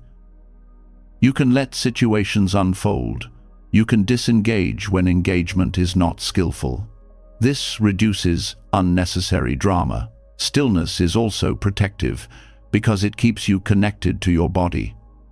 When you are quiet inside, you notice subtle signals: tightness, ease, expansion. These signals guide you more accurately than mental analysis. There is also humility in stillness. You accept that you do not have to have an opinion on everything. You do not have to respond to every narrative. This humility keeps you free. As this boundary strengthens, you may notice a new simplicity in your life. Fewer conflicts, fewer explanations, less emotional residue after interactions. You recover faster, you rest more deeply. This does not mean life becomes silent. It means silence becomes available, and that availability changes everything. Stillness also prepares you for a deeper understanding of guilt. Because when you stop reacting and start holding silence, guilt often appears. Guilt for not responding, for not fixing, for not engaging. This guilt is not truth, it is conditioning. Learning to sit with that guilt without acting on it is another form of protection. You see that nothing collapses when you do not perform. Life continues, relationships adjust. As inner silence becomes a trusted boundary, you stop leaking energy. You stop carrying conversations long after they end. You stop defending yourself in your mind. This creates spaciousness. From this spaciousness, alignment becomes effortless. You are no longer constantly responding to the world. You are meeting it from a stable center. And in this stability, another layer becomes visible. Even guilt itself begins to look different. You start to see how often guilt has been used to control your choices, how it has masqueraded as morality. And the next step in choosing yourself is understanding that guilt is often learned, not true. Releasing it opens the door to saying no without inner punishment, and to living with a freedom that no longer needs defense. As stillness becomes a natural boundary, another inner signal grows louder. Not fear, not doubt, but guilt. It often arrives quietly, right after you choose not to respond, not to engage, not to give more than you have. Guilt tries to pull you back into old patterns. It whispers that you are doing something wrong simply because you are no longer doing what was expected. And this is where alignment is tested in a deeper way. Guilt has a powerful presence in many lives. It feels heavy, authoritative, moral. But most guilt is not born from truth. It is learned, conditioned, passed down through families, cultures, and systems that equated obedience with goodness. Over time, this conditioning became internalized. You no longer need someone to tell you that you should give more, tolerate more, explain more. The voice lives inside you now. Saying no without guilt feels almost unnatural at first. The body tightens, the mind searches for justification. You may feel the urge to soften your refusal, to add excuses, to promise future availability. This urge is not kindness. It is fear wearing polite clothing, fear of being judged, fear of being rejected, fear of being seen as selfish. Understanding guilt as a learned illusion changes how you relate to it. Instead of treating guilt as a command, you begin to see it as a signal that an old rule has been activated, a rule that once kept you safe by securing approval or belonging. That rule may no longer apply, but the feeling remains. Many people confuse guilt with conscience, but they are not the same. Conscience arises from clarity. It points to harm. Guilt arises from conditioning. It points to disobedience. One is rooted in awareness, the other in fear. Learning to tell the difference is essential for alignment. When you say no from clarity, there is a sense of rightness, even if discomfort follows. When you say no and feel guilt, it does not automatically mean you are wrong. It often means you are changing. The nervous system is adjusting to a new pattern. Old alarms go off even when no danger exists. Guilt has been used as a social glue. It keeps people compliant, predictable, easy to manage. When you step out of this system, guilt increases temporarily. It is the mind's attempt to restore the familiar order. Recognizing this prevents you from mistaking discomfort for wrongdoing. Saying no without guilt restores alignment because it brings your actions back into agreement with your inner truth. Each guilt-free no strengthens self-trust. You learn that you can choose yourself without the world collapsing. This learning is experiential. It happens through repetition. At first, you may still feel guilt even when you choose correctly. The key is not to eliminate guilt immediately, but to stop obeying it. You let it be present without letting it decide. Over time, guilt loses authority. It becomes background noise instead of a driver. This practice also clarifies responsibility. You are responsible for your choices, not for managing other people's emotional reactions to them. Guilt often arises when you take responsibility for feelings that are not yours. When you release this burden, relationships become more honest. Saying no without guilt also protects your energy. Many people are exhausted not because they do too much, but because they do too much against their will. Each forced yes creates inner resistance. Resistance drains energy. Honest no restores it. There is also grief here. You may grieve the version of yourself who always showed up, who was always available, who was praised for sacrifice. Letting go of that identity can feel like losing value. But what you are losing is not value. It is overextension. Guilt-free boundaries also reveal who respects you. Some people will adjust. They may not like the boundary, but they will accept it. Others will push harder. They may guilt, pressure, or withdraw. This information is painful, but useful. It shows where connection was based on access rather than respect. Understanding guilt as learned allows you to respond differently to it. Instead of arguing with it, you acknowledge it. This feeling makes sense given my conditioning. This acknowledgement softens the struggle.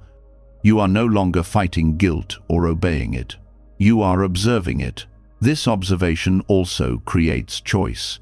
You can feel guilt and still act in alignment.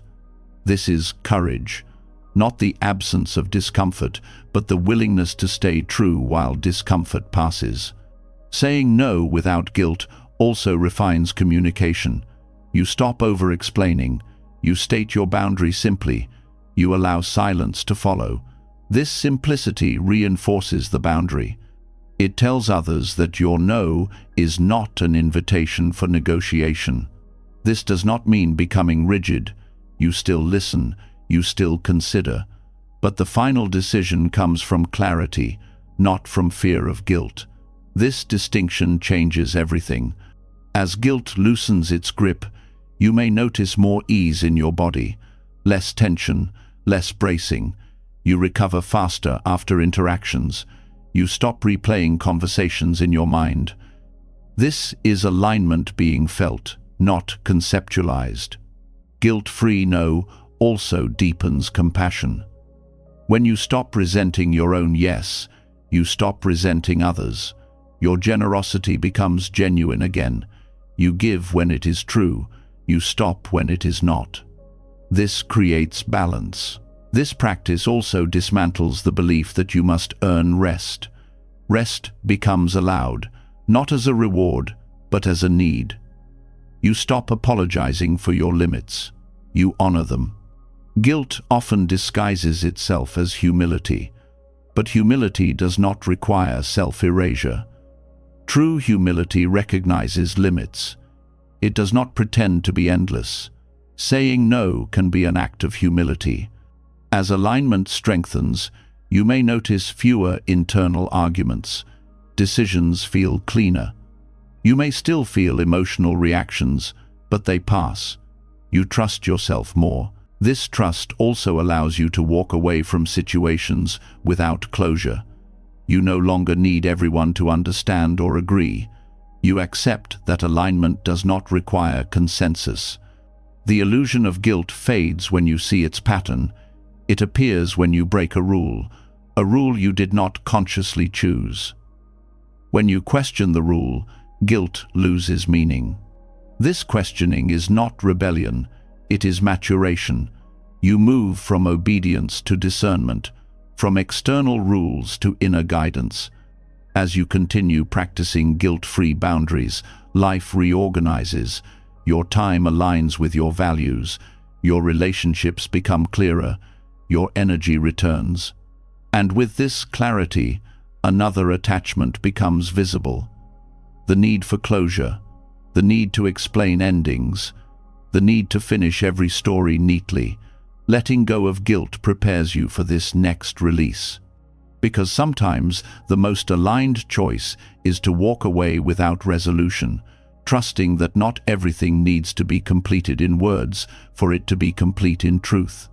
As guilt loosens and saying no becomes cleaner, another expectation quietly rises to the surface.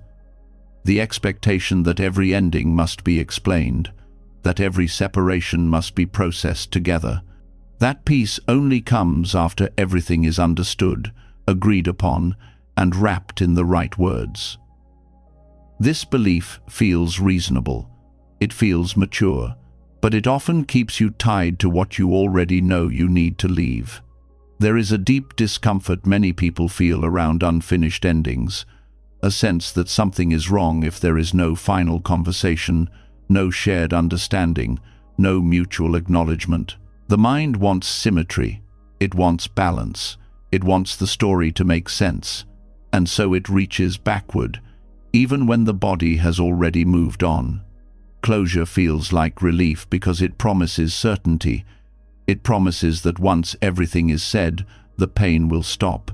But closure is often another form of control, a way to manage uncertainty, a way to avoid sitting with the open-endedness of life. Walking away without closure is not avoidance when it comes from clarity. It is discernment. It is recognizing when further engagement will not bring truth, only repetition. It is seeing that some conversations are not unfinished because they were interrupted, but because they were never capable of delivering what you hoped for. Many people seek closure from those who cannot give it, people who lack awareness, people who avoid responsibility, people who rewrite reality to protect themselves. Expecting closure from them is not realistic. It keeps you negotiating with the past instead of living in the present. The Dharma of walking away without closure teaches that completion does not always require agreement. It does not always require explanation. It does not always require mutual understanding. Sometimes, completion happens the moment you stop participating. This is difficult because the mind equates completion with dialogue, with resolution, with emotional neatness. But life is not always neat. Some lessons end without ceremony. Some relationships dissolve without clarity. Some chapters close without summaries. Letting go completes itself when you stop feeding the pattern. You stop asking the same questions. You stop revisiting the same moments. You stop hoping for a different ending. This cessation is not passive. It is an active release of attention. There is also fear tied to walking away without closure. Fear that you will be misunderstood, that your silence will be misinterpreted, that your absence will be rewritten. These fears are real, but they are not reasons to stay entangled. They are reminders that you cannot control the narrative once you leave.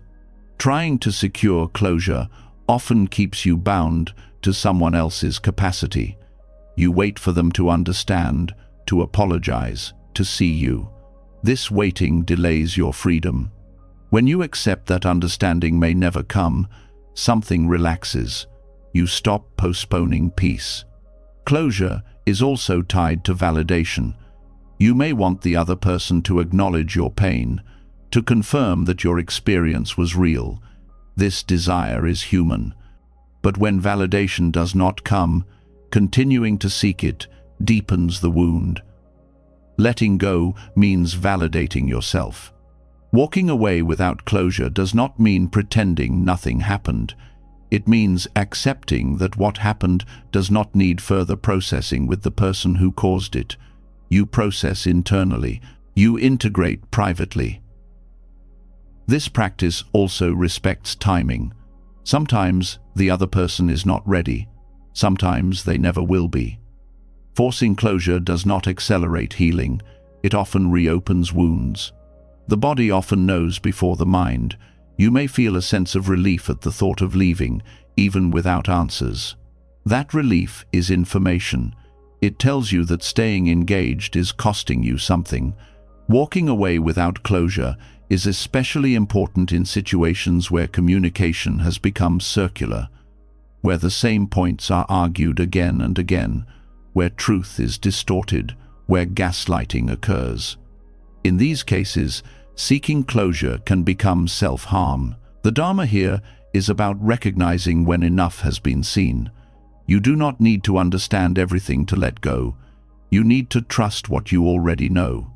Letting go completes itself when you stop carrying questions that have no answers, when you stop waiting for permission to move on, when you accept that some endings are quiet. This does not make you cold, it makes you honest. You acknowledge the limits of dialogue. You stop asking the impossible. There is also grief in this practice. Grief for the ending you wanted. Grief for the conversation that never happened. Grief for the understanding that never came.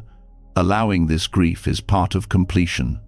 It honors what was lost without requiring resolution. Walking away without closure also strengthens self-respect. You stop begging for clarity. You stop chasing explanations. You stand in your experience without needing it to be mirrored. This practice changes how you relate to memory. Memories lose their charge when they are no longer revisited with questions. They become part of your history, not your present. There is also humility here. You accept that you do not need to know everything, that life does not owe you explanations, that peace can exist alongside unanswered questions. Walking away without closure does not mean cutting off emotions. You still feel, but you do not act on every feeling. You allow emotions to pass without turning them into action. This is not suppression, it is discernment. You choose what deserves your energy. As this becomes integrated, you may notice fewer urges to reopen old conversations, fewer fantasies about saying the perfect thing, fewer mental rehearsals. The mind begins to rest. Letting go completes itself when attention returns to the present, when you invest energy in what is alive now rather than what is already over. This also creates space for new experiences. When you stop carrying unfinished business, you become available, not because you are healed perfectly, but because you are no longer stuck. Walking away without closure is an act of trust. Trust that you can carry ambiguity. Trust that you do not need every answer to live well. This trust also reduces fear of endings. You realize that you can survive incomplete conclusions, that life continues, that peace is not fragile. As you practice this, you may notice a shift in how you approach choices. You stop over-negotiating. You stop delaying exits. You trust your timing. This does not mean leaving at the first discomfort. It means leaving when clarity is present, even if words are not. The Dharma here is simple but deep. Not everything needs to be finished in language. Some things finish when you stop holding them. And as you stop holding the past, another fear begins to dissolve. The fear of missing out. The fear that letting go means losing something essential. The next step is discovering that freedom does not come from holding more options, but from releasing the inner demands that keep you restless. As unfinished endings lose their grip and you stop waiting for every door to close neatly, another fear often steps forward. It is quieter than panic, but more persistent. A fear that whispers you might be leaving something important behind. A fear that says, If you let go, you might miss the moment that was meant for you. This is the fear of missing out. And it has less to do with life offering too little, and more to do with the mind demanding too much. Fear of missing out is not really about events, people, or opportunities. It is about distrust. Distrust in your timing, distrust in your choices, distrust in the idea that life can unfold well without constant monitoring. It keeps your attention split. Part of you is here, another part is scanning elsewhere, wondering if something better is happening without you. This fear becomes stronger in a world full of options, more paths, more possibilities, more visibility into other people's lives. The mind interprets this abundance as pressure. If there are so many choices, choosing one feels like losing all the others. Non-attachment begins to dissolve this pressure by changing how you relate to choice itself. Non-attachment does not mean you stop caring. It means you stop believing that happiness is hiding somewhere else. It means trusting that what is meant to be lived does not require frantic grasping. When this trust grows, the fear of missing out begins to soften, because you are no longer treating life like a competition you must keep up with. Fear of missing out thrives on comparison. You compare your current moment with imagined alternatives. Someone else's success, someone else's joy, someone else's path. These comparisons are incomplete. You see highlights without context, outcomes without cost. When you attach to these images, your present moment feels insufficient. Non-attachment breaks this spell by bringing attention back to what is actually happening. You stop living in potential futures and return to lived reality. This return is not resignation, it is relief. You realize you do not need to experience everything to live fully. Another root of fear of missing out is the belief that life has a limited number of chances, that if you miss one, something essential is gone forever. This belief creates urgency. Urgency creates anxiety. Anxiety clouds perception. You rush decisions, you overcommit, you say yes out of fear rather than truth. Non-attachment introduces a different understanding. It shows that life is not a single narrow path. It unfolds through responsiveness, not accumulation. When you release the need to grab every opportunity, the opportunities that align naturally remain. Fear of missing out also keeps people from resting. Even rest feels suspicious. The mind says you should be doing something.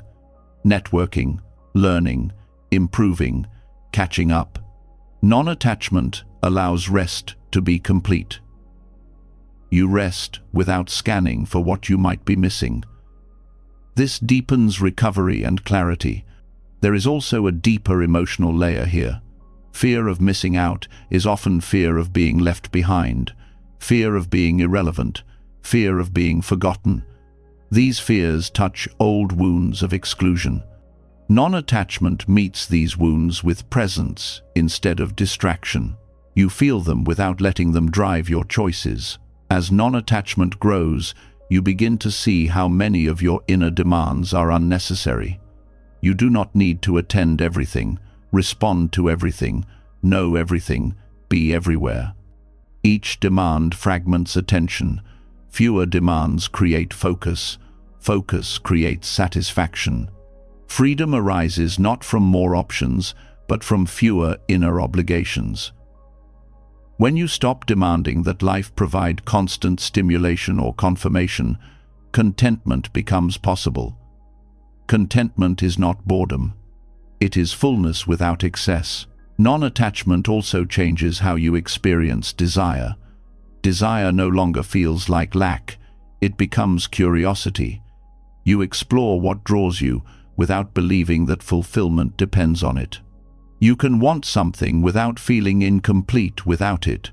Fear of missing out often pushes people to stay in situations that no longer serve them. They worry that leaving closes doors. Non-attachment shows that staying out of fear also closes doors. Doors to rest, to clarity, to new forms of engagement. This practice also changes how you relate to time. You stop racing against imagined deadlines. You trust your rhythm. You allow seasons. Some periods are expansive, some are quiet. Both are part of a full life. Non-attachment does not remove choice. It removes desperation from choice. You choose because it is right, not because you are afraid of missing something else. This creates steadiness. You may notice that when fear of missing out fades, presence deepens. You enjoy what you are doing more, not because it is extraordinary, but because you are actually there. Attention is no longer divided. This also reduces regret. Regret often comes from comparing what is with what could have been. Non-attachment accepts that every choice includes loss, and that loss does not need to be mourned endlessly. It is part of living. Fear of missing out keeps you chasing peak experiences. Non-attachment reveals the value of ordinary moments. These moments were always available, but were overlooked because the mind was elsewhere. This practice also reduces envy. You stop measuring your life against others. You see that every path includes unseen struggles. Comparison loses its appeal. Non-attachment helps you commit. When you are not constantly scanning for better options, commitment becomes easier. You invest fully.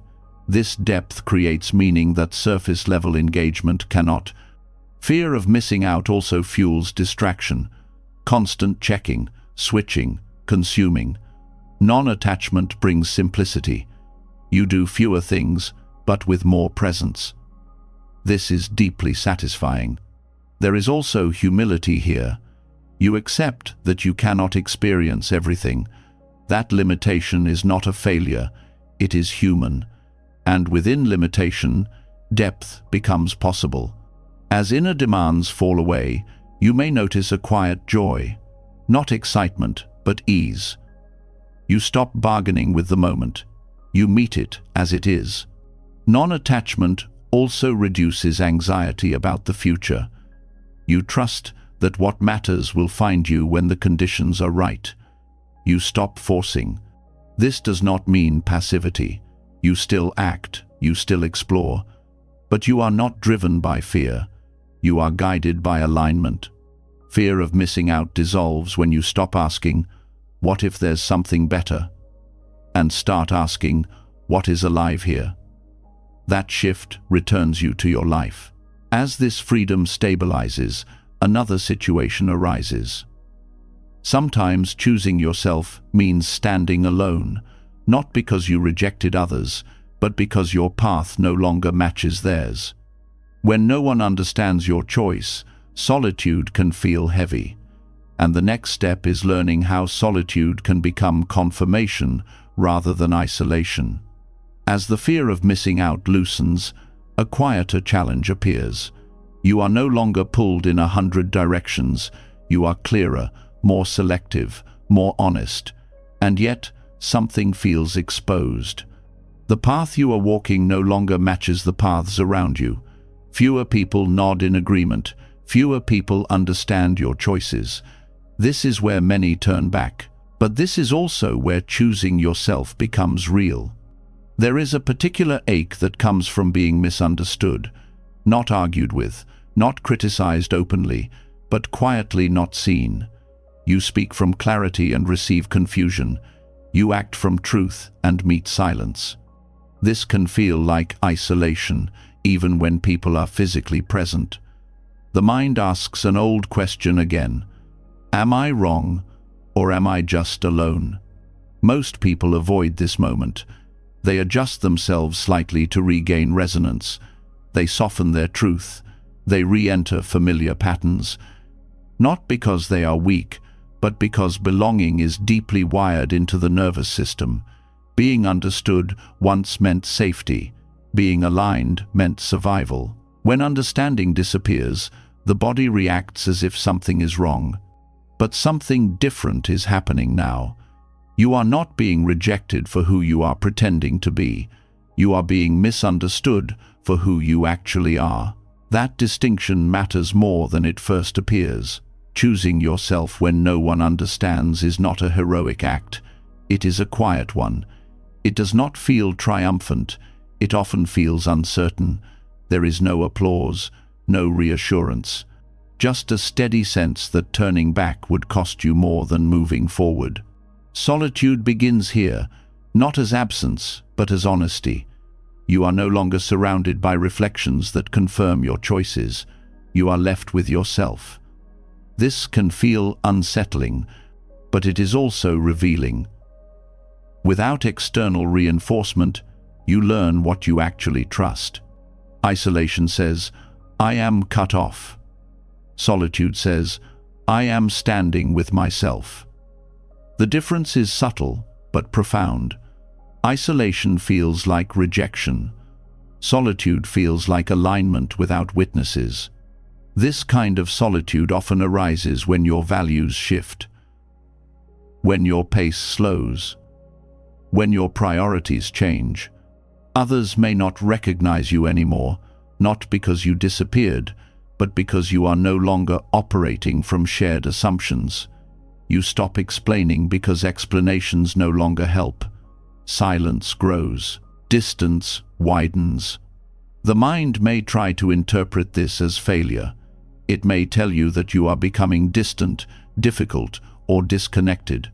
But solitude does not mean you lack connection. It means connection is no longer based on performance or agreement. One of the most challenging aspects of this phase is resisting the urge to self-doubt. When no one understands your choice, the mind looks for external validation to confirm it. Without that validation, old habits resurface. You may replay conversations.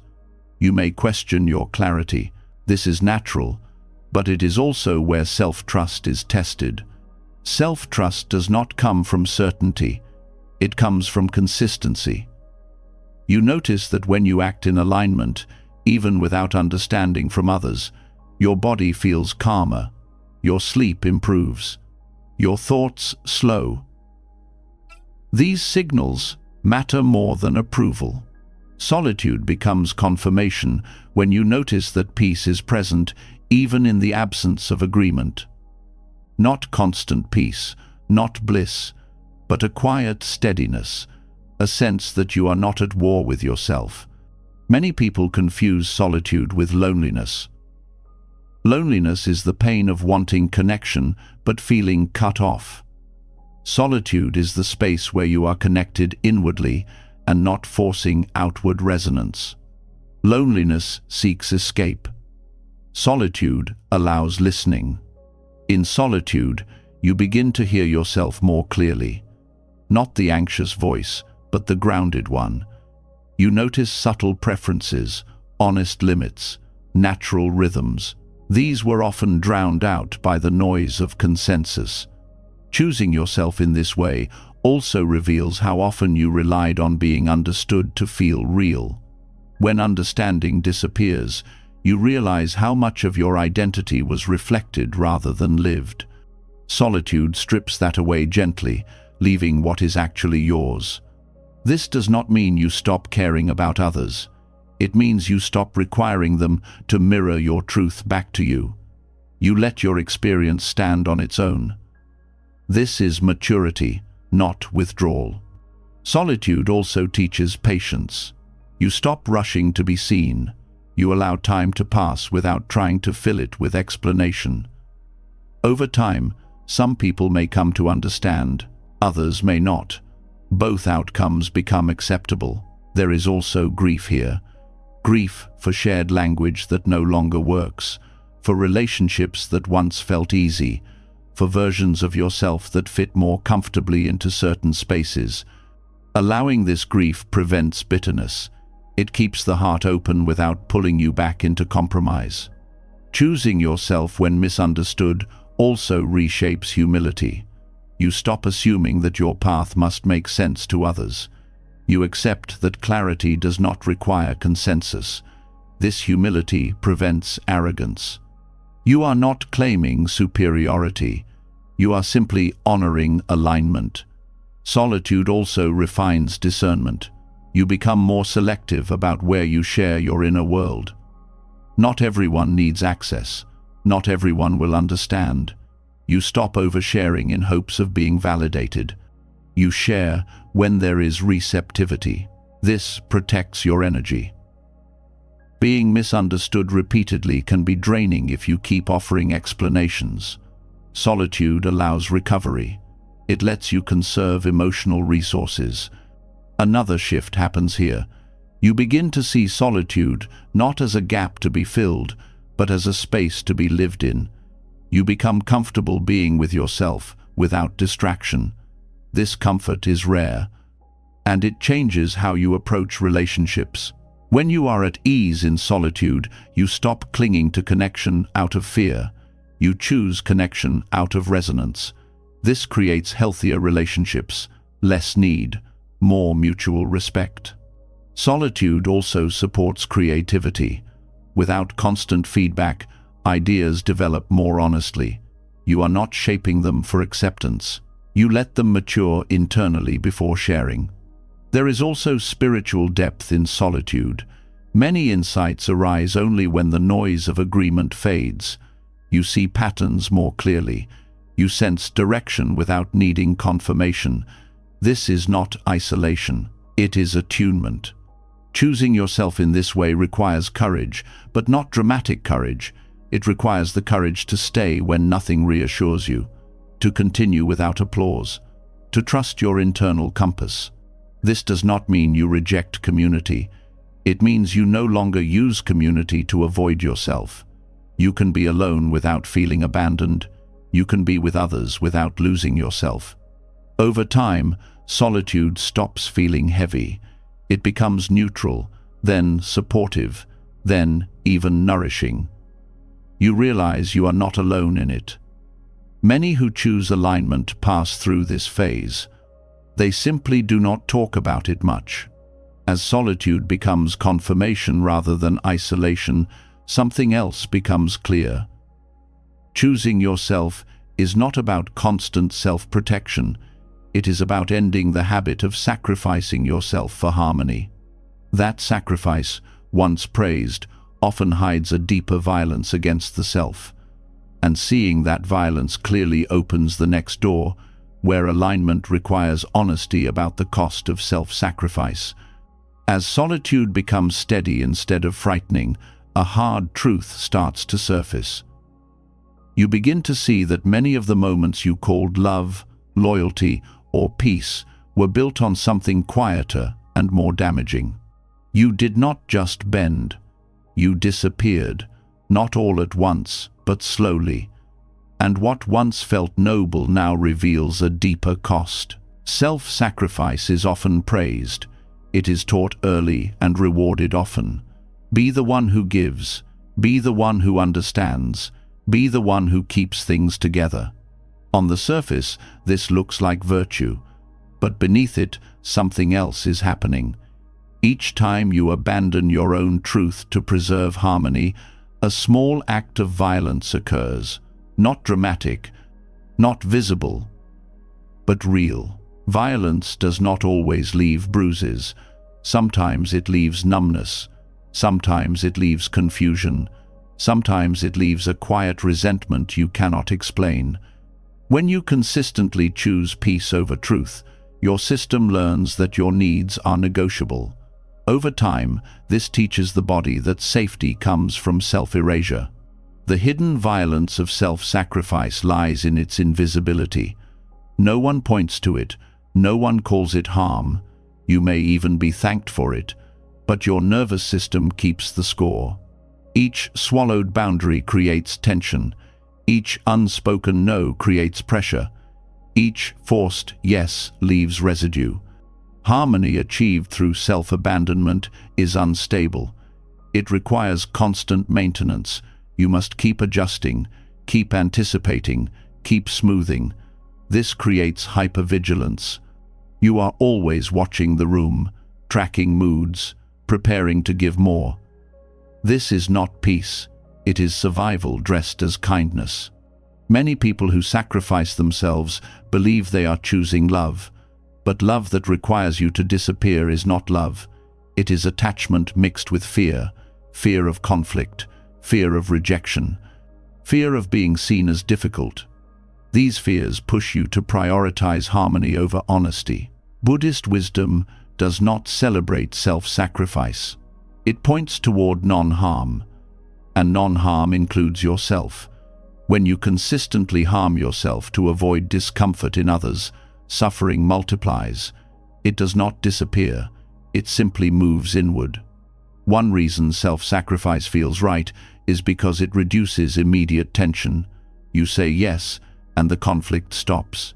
You stay silent, and the moment passes. This short-term relief trains the nervous system to repeat the pattern, but the long-term effect is misalignment.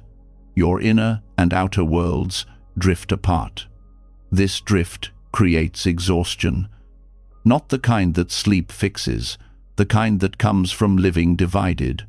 One part of you complies, another part resists. Over time, resistance turns into shutdown. You may feel flat, disconnected, unsure what you want. This is not because you lack desire. It is because desire has been ignored for too long. Self-sacrifice also distorts relationships. When you give beyond your truth, others relate to a version of you that is incomplete. They do not know where you end. You do not know where you end. Boundaries blur. Resentment builds quietly. Eventually, harmony breaks anyway, often explosively. There is also a moral confusion around self-sacrifice. Many believe that suffering for others makes them good, but goodness that costs you your dignity is not goodness. It is conditioning.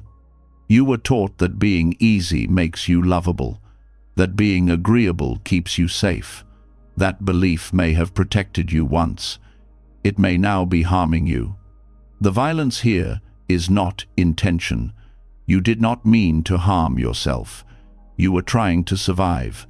But survival patterns that continue past their usefulness become prisons. Seeing this is not self-blame. It is clarity. Self-sacrifice often hides behind spiritual language, acceptance, compassion, letting go. But true acceptance does not require silence in the face of harm.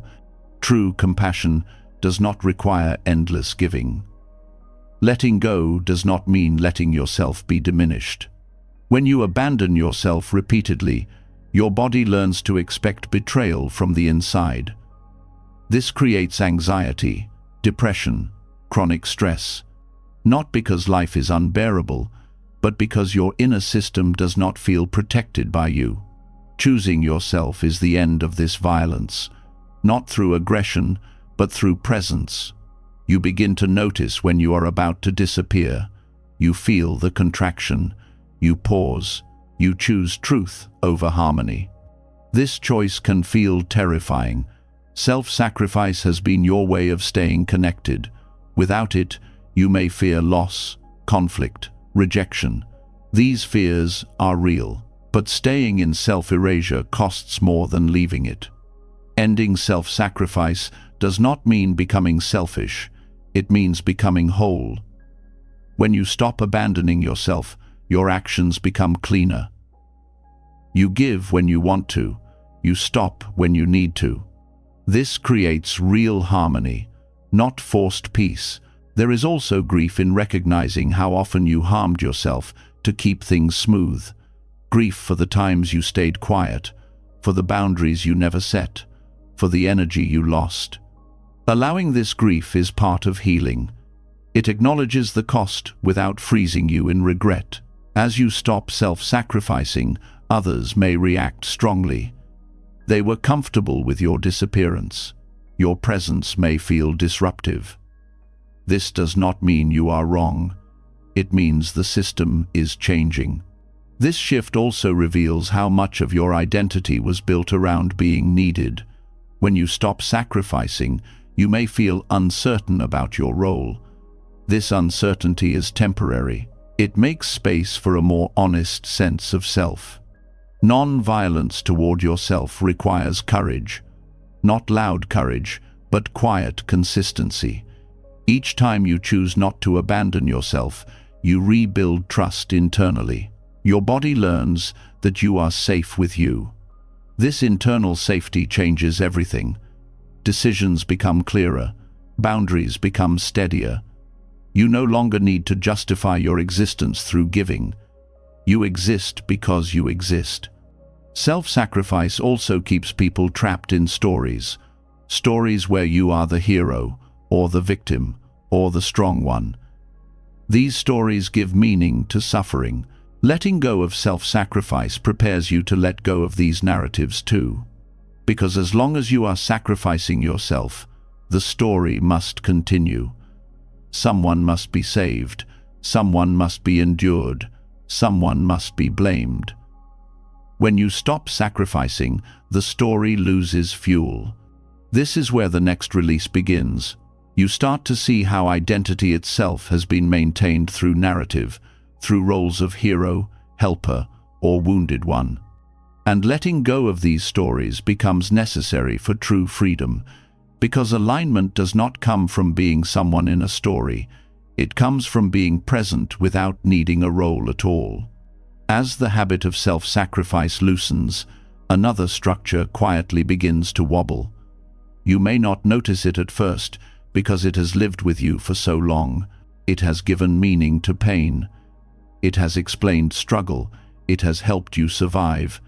And yet, it is also one of the deepest sources of suffering you still carry. This is the story you tell about who you are in the world. There is a subtle comfort in having a story, even a painful one. Stories organize experience. They give shape to chaos. They tell you why things happened and what role you played. Without noticing, many people organize their entire identity around one of two positions: the one who was wronged, or the one who endured and saved others, the victim or the hero. Both feel different, but they serve the same purpose. They keep the self intact through narrative. Narrative identity feels necessary because it gives continuity. It says, "This is me, this is what happened, this is why I am this way." The mind clings to this structure because without it, experience feels unanchored. Silence feels dangerous. If the story ends, who are you then? But stories do not just explain life. They replay it. Each time the narrative is repeated internally, the body relives the emotion.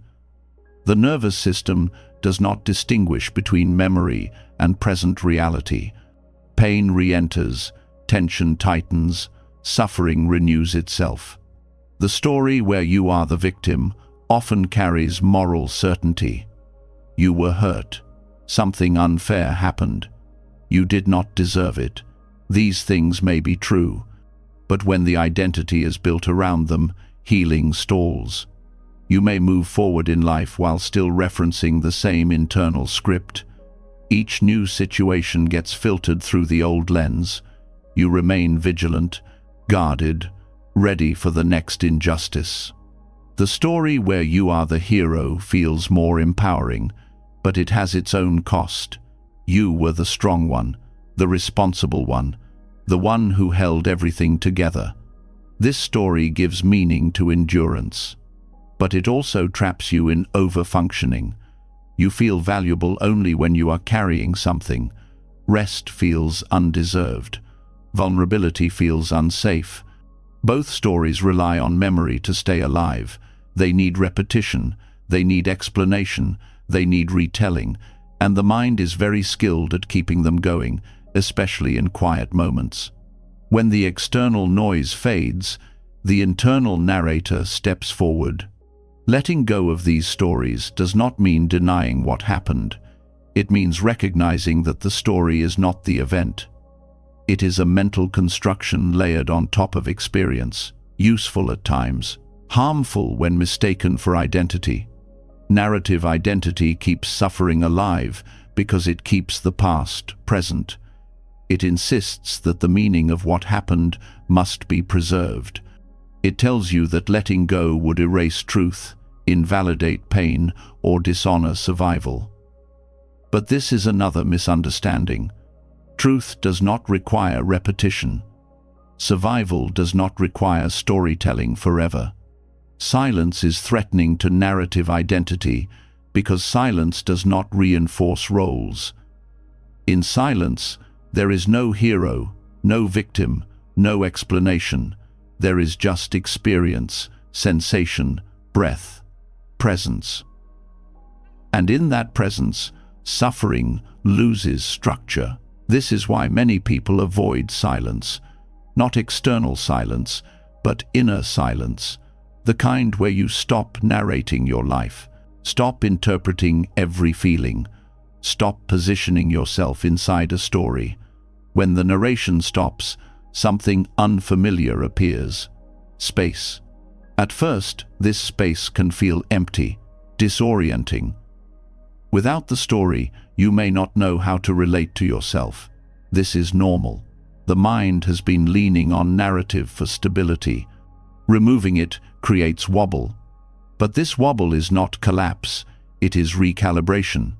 Letting go of the hero or victim story does not happen through force.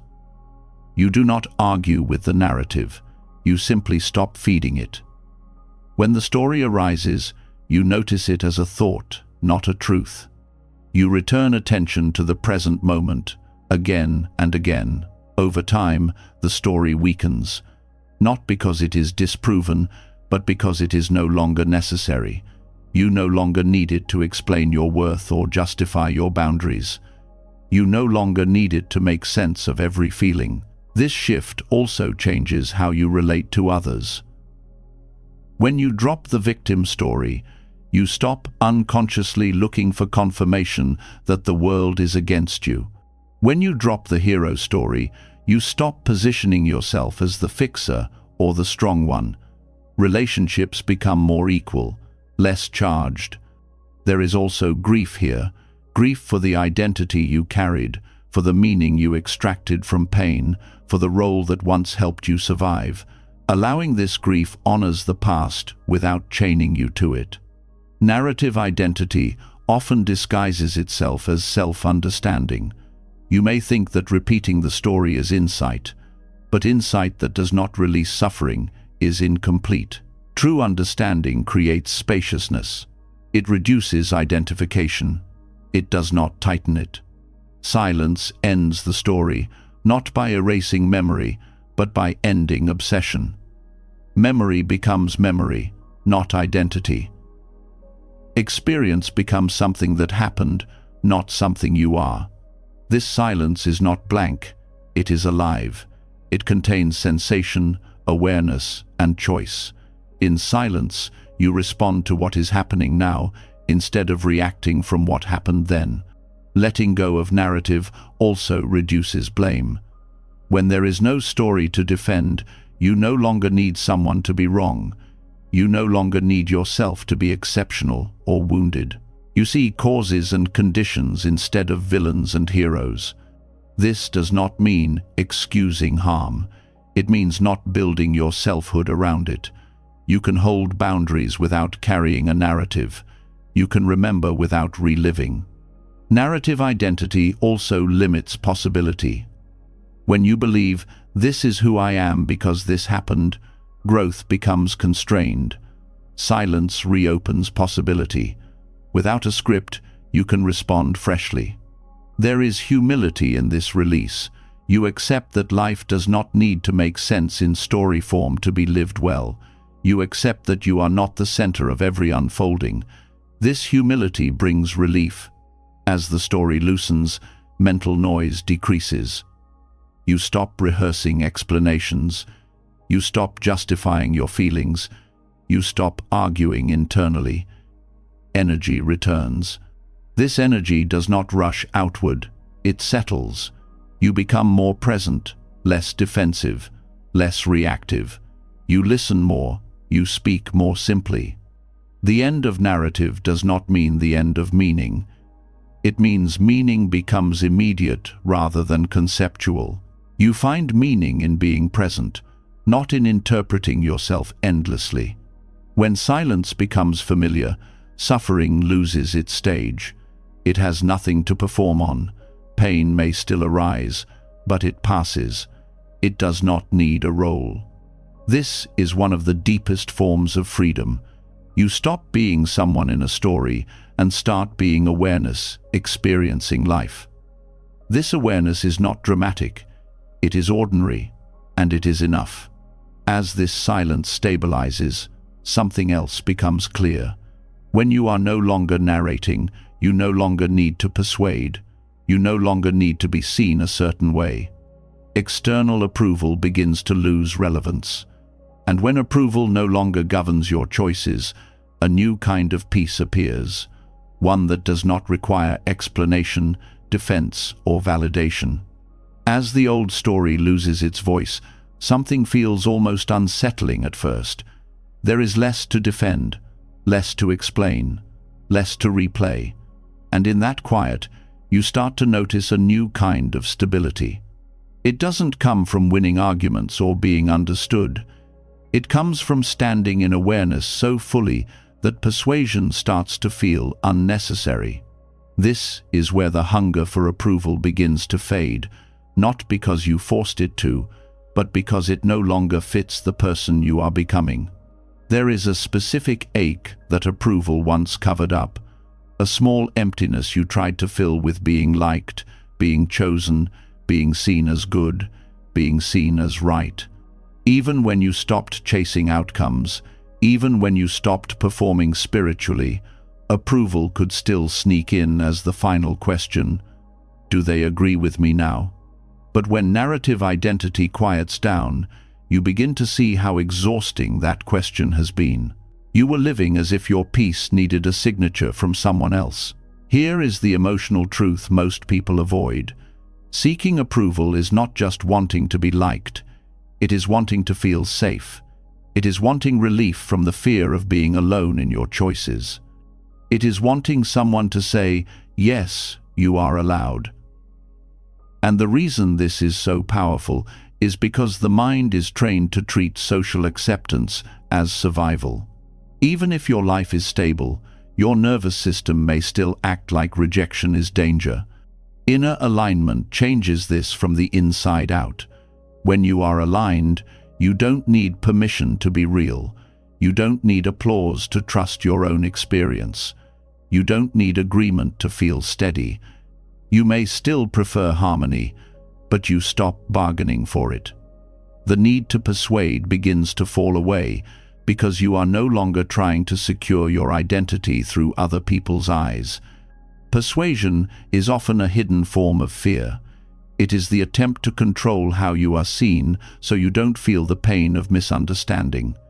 It is not always manipulative. Sometimes it looks like just explaining.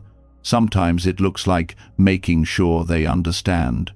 But beneath it, the body is tense, the heart is bracing, the mind is scanning for signs of rejection. When you are rooted in awareness, you can feel this tension clearly, and you stop feeding it.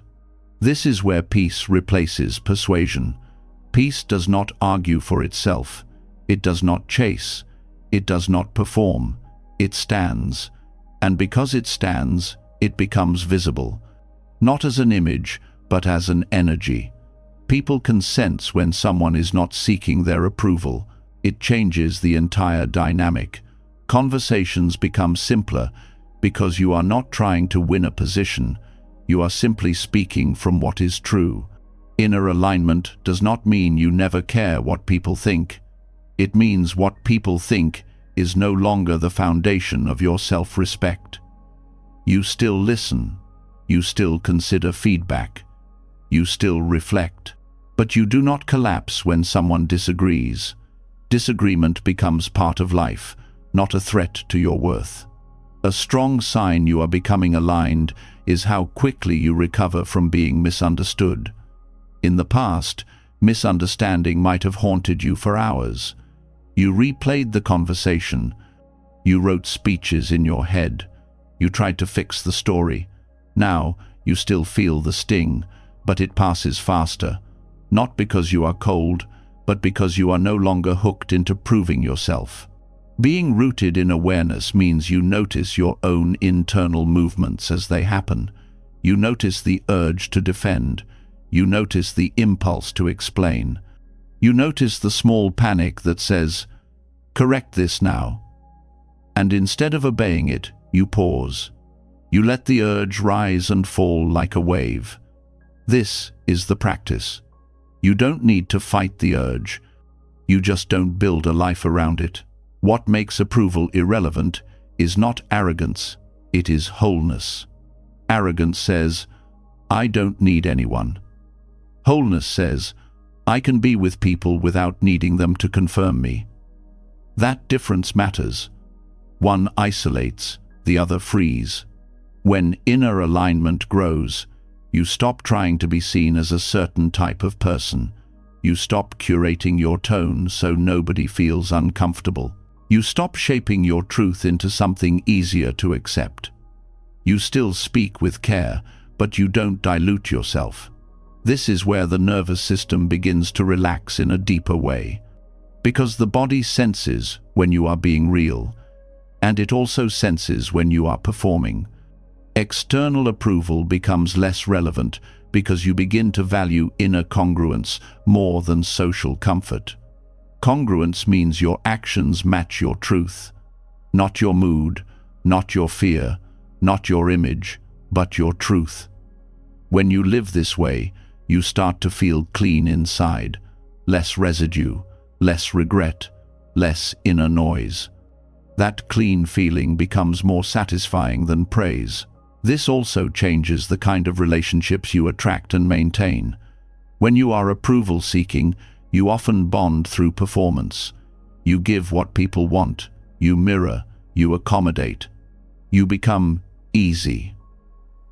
When you are aligned, you bond through honesty. Some people won't like that. Some connections will fade. But the ones that remain feel more stable because they are not built on you disappearing. One painful part of this shift is realizing how many times you accepted less than respect because you wanted to be liked. You stayed in conversations that drained you. You tolerated subtle disrespect. You laughed at things that hurt. You nodded when you disagreed. Alignment exposes these moments not to shame you, but to free you. You begin to realize you don't need to earn basic dignity through being pleasant. Inner alignment also changes your relationship with conflict. Approval-seeking makes conflict feel like danger because disagreement threatens belonging. Alignment makes conflict feel like information. You can disagree without panicking. You can set boundaries without apologizing for existing. You can let tension be present without trying to fix it immediately. This is a major sign of emotional maturity. Another way approval loses power is that you stop living for later. You stop thinking, once they understand me, then I can relax. You stop postponing peace until someone validates your choice. You relax now because your nervous system learns a new rule. My truth is enough to stand on. This is not stubbornness, it is stability. Rooted awareness also brings a kind of quiet courage. Courage not to argue, courage not to convince, courage to let someone think what they think. This is difficult because the ego wants the last word. The ego wants to be seen correctly. But awareness has a different priority. Awareness wants peace. Not fake peace, but real peace, the kind that doesn't depend on controlling perception. You begin to understand that people's reactions are shaped by their conditioning, their wounds, their fears, their expectations. You cannot speak in a way that guarantees understanding. Even if your words are perfect, someone can still misinterpret you. When you accept this, you stop trying to engineer the outcome of being understood. You communicate, then you release.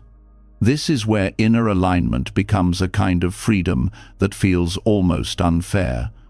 The world may still be chaotic, but you are not. People may still judge, but you don't have to wrestle with them inside your head. You stop carrying imaginary courtrooms in your mind. You stop defending yourself in conversations that already ended. This is priceless. Approval becomes irrelevant, not because you stop loving others, but because you stop abandoning yourself for their comfort. You can love and still hold your line. You can care and still say no. You can be respectful and still be firm. You stop confusing peace with permission. There is also a subtle spiritual truth here. In Buddhist practice, the more you rest in awareness, the less you identify with the changing opinions of others. Praise and blame come and go. They are conditions. When you take them as identity, you suffer.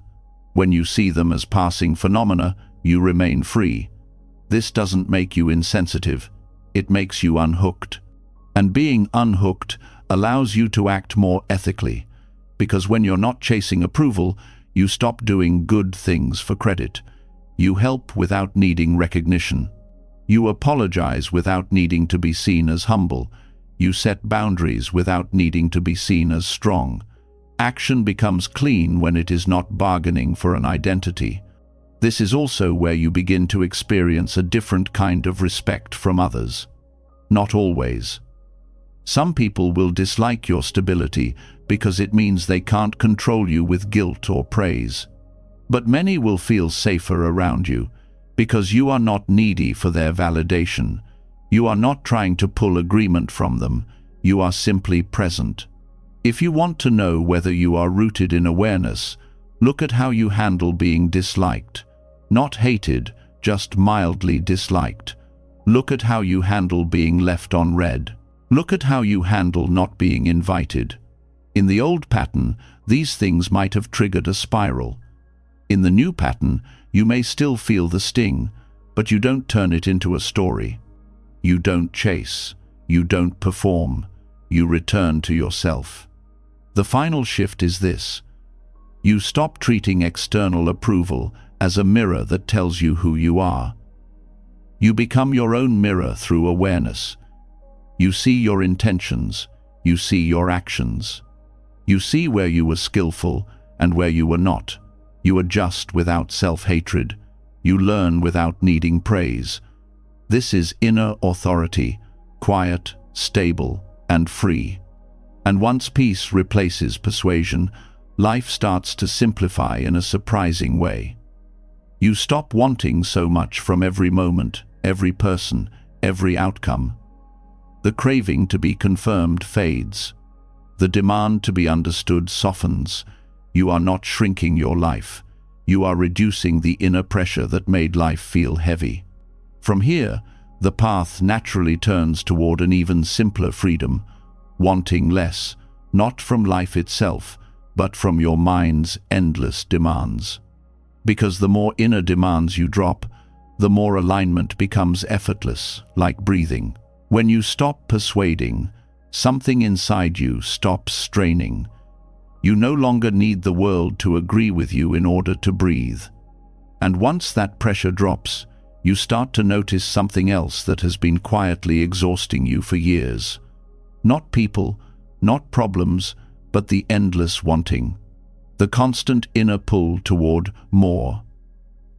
More clarity, more progress, more certainty, more recognition, more proof that life is going the right way.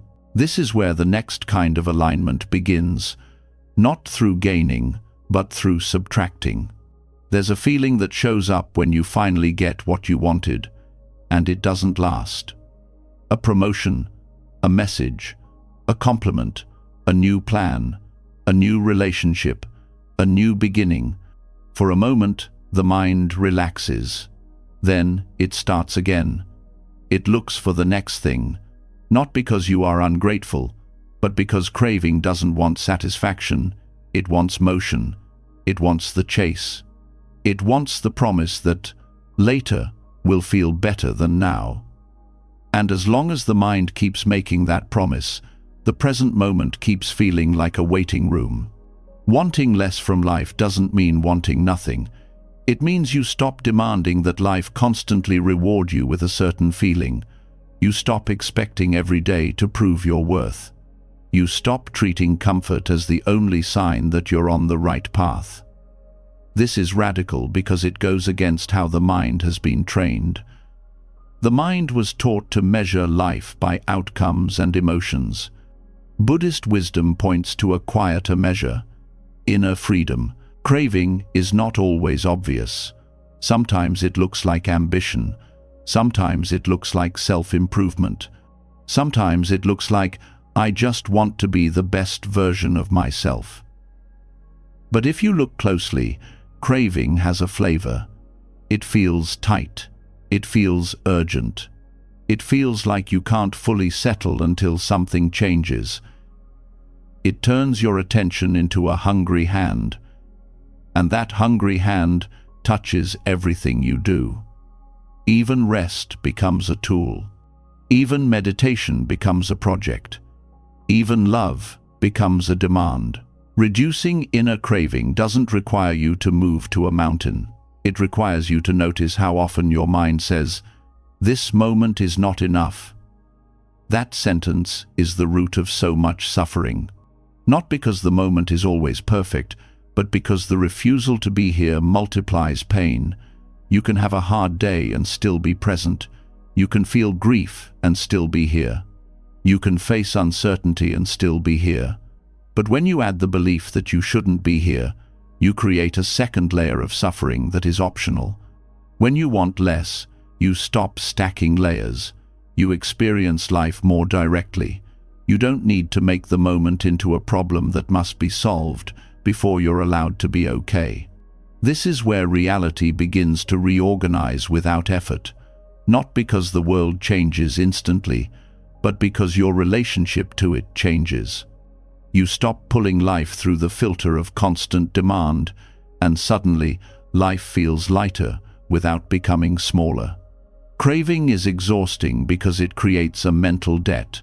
It makes you feel like you're behind where you should be, behind what others are doing, behind your own expectations. Wanting less dissolves this debt. You stop living as if you owe the world a certain version of yourself. You stop treating time like an enemy. You stop racing toward a finish line that keeps moving. This shift doesn't make you passive. It makes you precise. When you want less, you choose better. You stop saying yes to things that only feed restlessness. You stop collecting experiences just to feel alive. You stop filling silence just to avoid feeling empty. You begin to sense what is truly nourishing versus what is just stimulating. A big part of wanting less is wanting less from other people. Not in a cold way, but in a freeing way. You stop demanding that others complete you, understand you perfectly, respond the right way, heal fast, stay forever, prove their love daily. Those demands create tension in relationships. They turn love into a contract.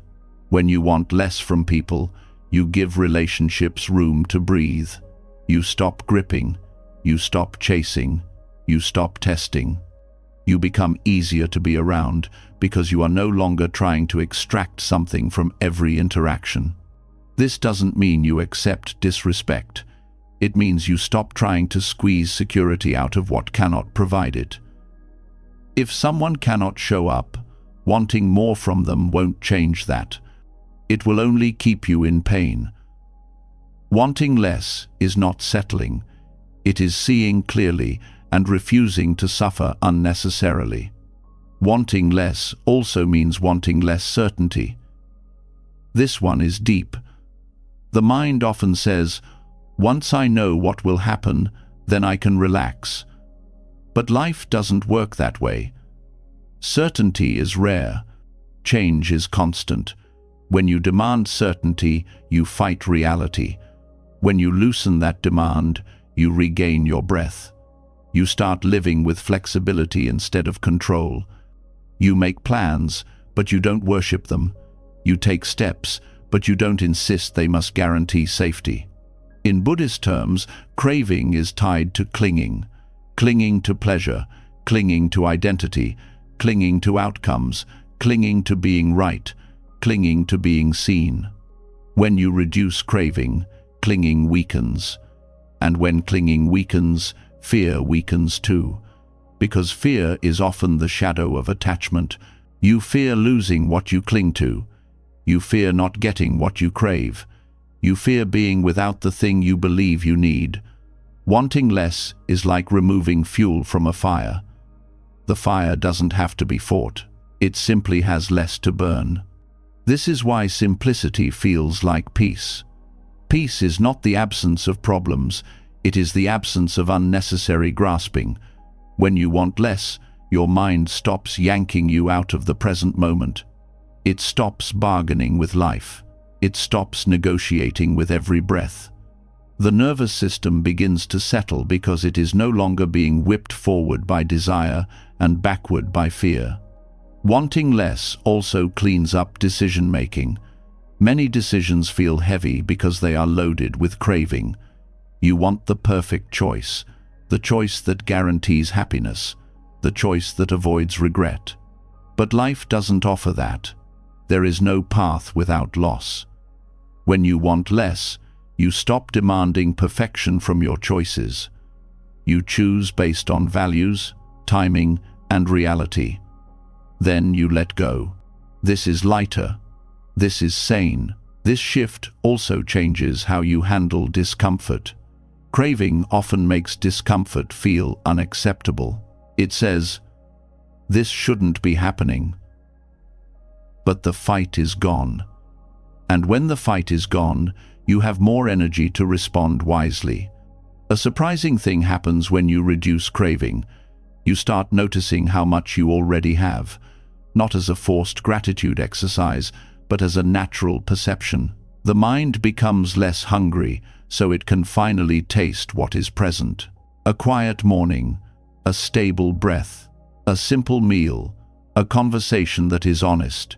These things were always there, but craving made them feel too small to matter. This is why reality reorganizes without effort. Your life might look the same from the outside. Same job, same house, same city, same routine. But internally, it feels like a different life, because you are no longer demanding it to entertain you or prove you. The ordinary becomes enough, not as a compromise, but as a discovery. Wanting less also protects you from the trap of endless upgrading. Upgrading your image, your lifestyle, your productivity, your body, your personality, your spirituality. Upgrading can be useful, but craving turns it into a prison. You keep improving yourself the way someone keeps polishing a mirror, hoping the reflection will finally feel like home. Wanting less allows you to stop polishing and start living. This is where simplicity becomes radical, because the world around you is built to intensify craving. Ads, social media, comparison culture, hustle culture, they all feed the belief that you are incomplete. Wanting less is a rebellion against that belief. It says, "I am not a problem to be solved." It says, "I can be here now." It says, "I do not need to chase constant stimulation to feel alive." Reducing craving also changes the way you use your time. You stop packing your days to feel important. You stop saying yes just to avoid missing out. You start leaving space, and space is where alignment grows. Space allows you to hear yourself. Space allows you to recover. Space allows you to notice what truly matters. This is also where your priorities begin to shift naturally. When craving drops, you stop doing things for status. You stop seeking relationships that only inflate the ego. You stop chasing experiences just to post them or talk about them. You begin to choose what is quiet, steady, and real. And because you choose better, life becomes more aligned without you forcing it. Wanting less doesn't make you dull, it makes you free. You still enjoy beauty, connection, growth, and pleasure. But you don't need them to be okay. You don't make them your identity. You don't cling to them, you enjoy them, and you let them pass. That ability to let things pass is the core of ease. There's also a deeper kindness that appears when you want less. You become less demanding toward others. You become less reactive. You stop needing people to behave a certain way for you to stay stable. This makes you safer to be around, not because you tolerate everything, but because your nervous system is not constantly negotiating for control. And the most surprising effect is this: when you want less, you often receive more. Not in a magical wish fulfillment way, but in a practical way. You see more, you appreciate more, you waste less energy, you stop sabotaging good moments by asking for better ones, you stop ruining today by chasing tomorrow. This is the kind of simplicity that doesn't shrink life. It clears life. It removes the inner clutter that made everything feel heavy. It brings you back to the only place you can actually live: this moment. Choosing yourself was never about becoming harder, colder, or more distant. It was about becoming honest. Honest with your limits. Honest with your truth. Honest with the quiet wisdom that has been guiding you long before you learned to doubt it. Letting go was not a loss. It was a return to stillness, to clarity, to a life that no longer needs to be forced. When you stop chasing approval, stop carrying familiar suffering, stop sacrificing yourself for harmony, and stop clinging to outcomes, something real happens. The inner noise fades. The constant negotiation ends, and alignment appears not as effort, but as ease. Life doesn't suddenly become perfect, but it becomes clear. You are no longer fighting it, you are walking with it. This is the quiet truth behind Buddhist wisdom. Freedom doesn't come from controlling life. It comes from releasing what was never yours to hold, from trusting change, from listening to your inner knowing once and acting without apology. When you choose yourself in this way, life doesn't resist you anymore. It aligns. If something in this spoke to you, don't rush past it. Leave a comment and write, "I choose alignment." Let it be a small but real commitment to yourself. And if you want more reflections like this, calm, grounded, and honest, subscribe to the channel and stay with us. We're not here to escape life. We're here to live it clearly.